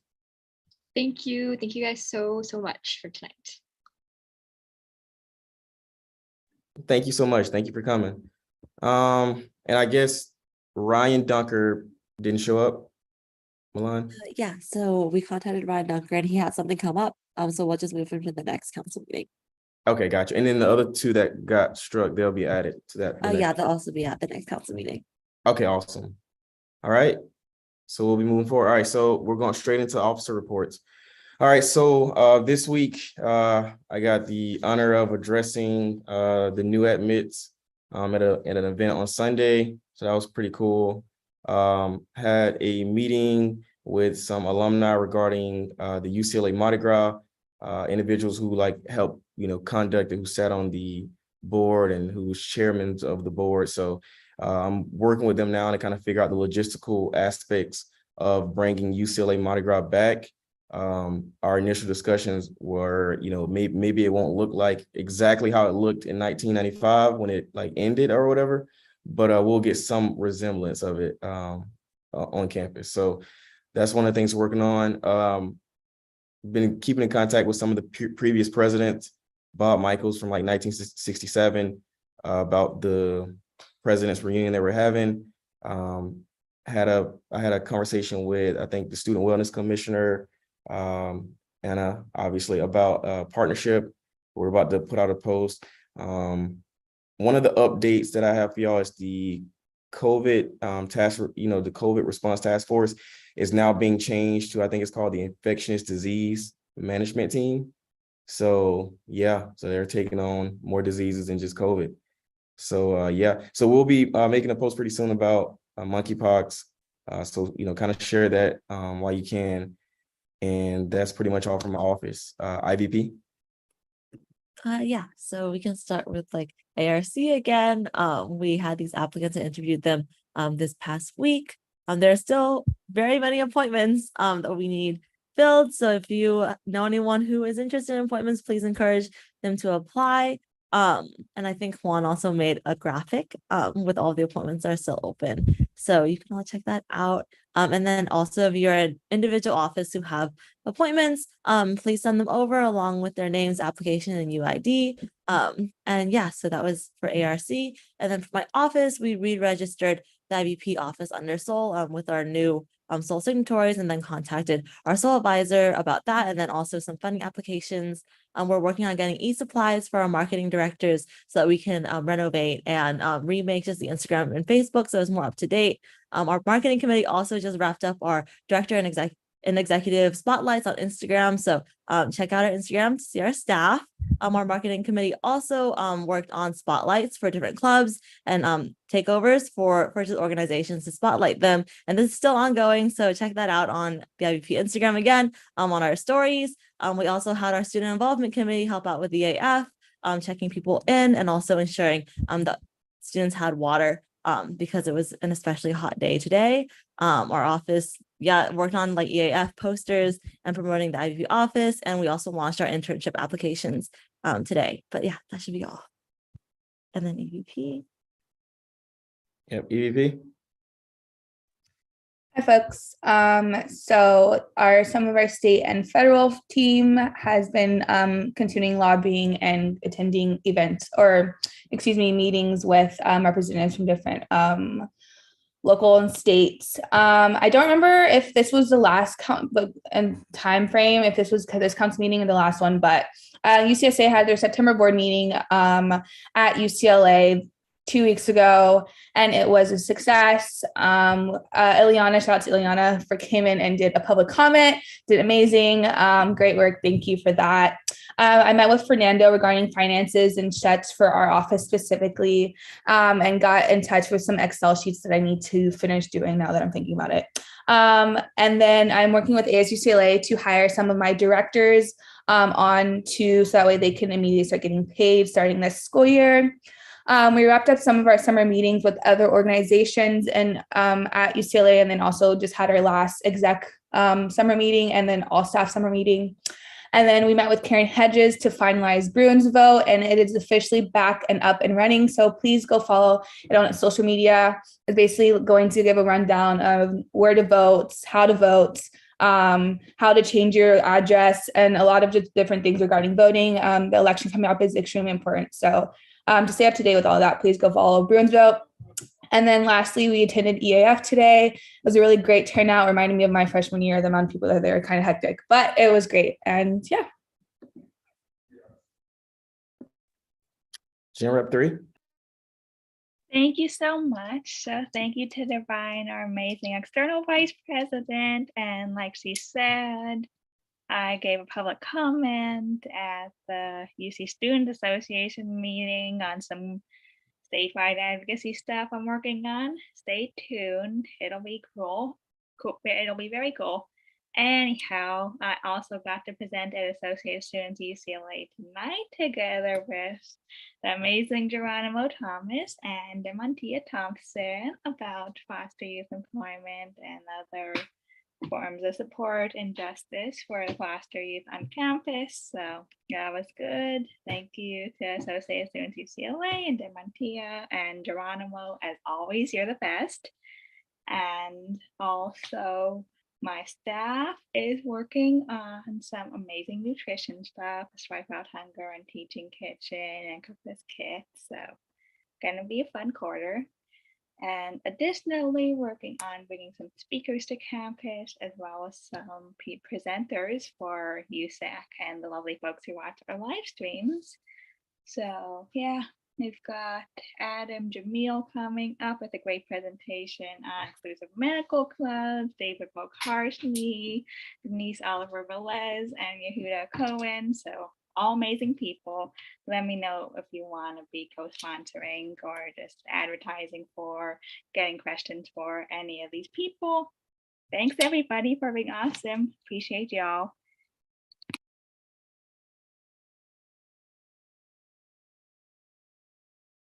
Okay. Next, we have Community Service Commissioner. Hi, everyone. For this week, or since we last spoke, our office has been spearheading the programming work for the student organizing and volunteer work in partnership with the Volunteer Center for Serve LA, the biggest, it's going to be the biggest this year, community service program that's going to happen in partnership with UCLA, USC, and the city of Los Angeles. And a special shout out to Alexis Bembry, Clara Chung, Mackenzie Smith, and Elizabeth Lee, who organized the project site leader training. Our office has also been updating financial guidelines for applications, which USAC will vote on next week. We're just, we did the enormous activities fair, and we prepped. We're also consolidating student interest forms among the 37 student orgs to make sure that we're maximizing our outreach as a commission. And I also, if you all council members check your email inbox, I sent out a copy of the appointment flyer with all the current open positions in the appointments. I sent both a PDF and a PNG file. So if y'all can post to your social medias, as well as email out to any student in your network, that'd be amazing. Yeah, I'm so excited for the school year to start and for all of my staff to implement the projects that they've been working on planning for the entire summer, and to see all the work of the 37 orgs under the commission to start back up and running next week, week 1. Yeah, thank you. Thank you. All right, next we have Financial Supports Commissioner. Hi, can you all hear me? My internet is wonky. Yeah, okay, perfect. So in financial supports, we've been doing some hiring. We've also been doing a lot of stuff with the Blue Books just to try to get funding for that. We have also, we're sending out staff applications, I think either tomorrow or Thursday. And then also I met with some council members to talk about like some initiatives for the year, also just like funding in general. And then, oh, we tabled at EAF, which is always a fun time. I felt like a freshman again, all that good stuff. Thank you. All right, next up is the transfer student rep here? He is not. All right, so we'll go straight into admin reports. Orlando. Hello, everyone. Hope you're all doing well. Just a reminder that right now we are currently re-registering other all student groups. I did hear today that some groups have re-registered, so don't forget. We also started yesterday registering new organizations. So anyone interested in starting an org, this is the time. All of this will end on Friday, October 7th, I believe at 4 p.m. So you have till the end of Friday of the second week. Okay, that's all I have. Thank you. Jessica? Hi, everyone. I have a few updates. First off, happy 0 week. Hope you all are taking care of yourselves. I know y'all have a lot going on with your offices trying to recruit and seeing everybody back on campus. So hopefully you all remember to take care while you're working hard, getting things done. But the things that I wanted to update you on, I sent a couple documents / links in the Slack, but I will add them to this chat as well. Parking allotments are currently available for fall quarter. So if you need parking, there's a form you can sign up on. For this week only, it will be limited to just elected officers. And then next week, any office staff who needs parking can sign up to get a permit. They are first come, first serve, and we have a very limited allotment. So we try to, be as fair as possible by, helping you all get sort of a head start on signing up. But it's definitely open to any of your office staff. And we currently have yellow and blue permits for lot 4 only. So we don't have any other permits available in case if anybody's needing a different lot. We aren't able to change lots. So I'll also drop it in the chat so you can remember to sign up. And then the other thing I shared in the Slack channel was the volunteer discount form. So if you are not able to hire staff and you still want to thank them with some volunteer appreciation, one option we have for you that doesn't cost any money from your office budget is signing them up for the volunteer discount card that basically gives them 20% off in the UCLA store, which is the same discount that employees get. So it's a way to kind of extend that benefit to your volunteers. So there's a form that you just need to put their name and UID and then submit that form to HR, and they will be able to distribute the cards. So you can have the students go to HR directly to pick it up. And then it's good per quarter, so you can change, if you have different volunteers each quarter, you can fill out a new sheet. So that's there. I'll probably email because that's an actual PDF, so I can't really link it, but I'll share that out as well.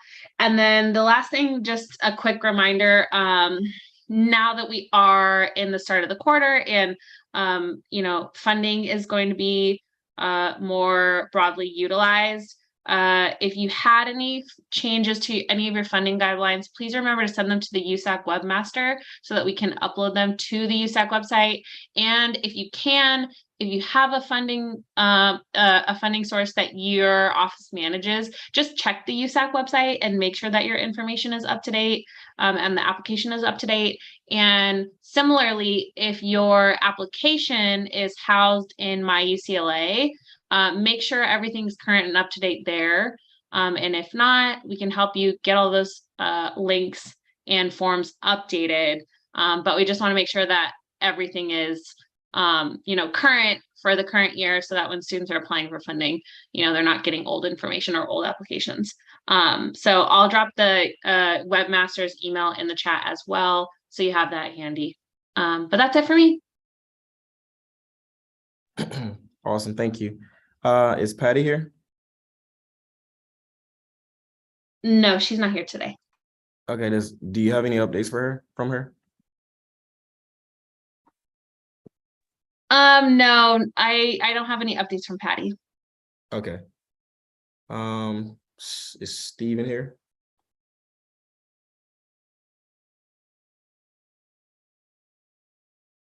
Nope. And then we'll move on to, I guess, more Archie. Any updates, Archie? No, good evening. No, I'm great. Thank you for that. I appreciate it. Awesome, thank you. All right.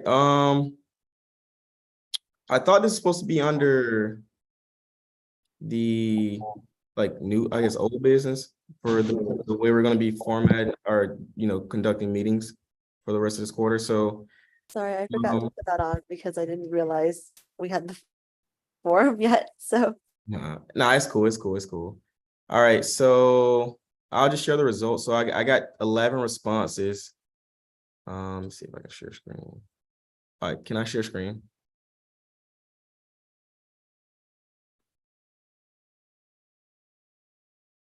There we go.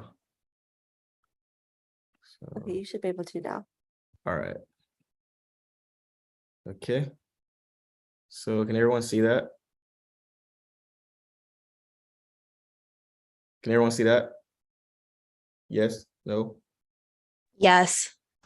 Okay. So here is so these are the results. 45% for fully on Zoom. So that's how we'll be conducting meetings for the rest of this quarter. Does anyone have any questions, concerns, or comments? All right, awesome. Okay, yeah, so we got through that. And I will be adjourning this meeting at 9:20.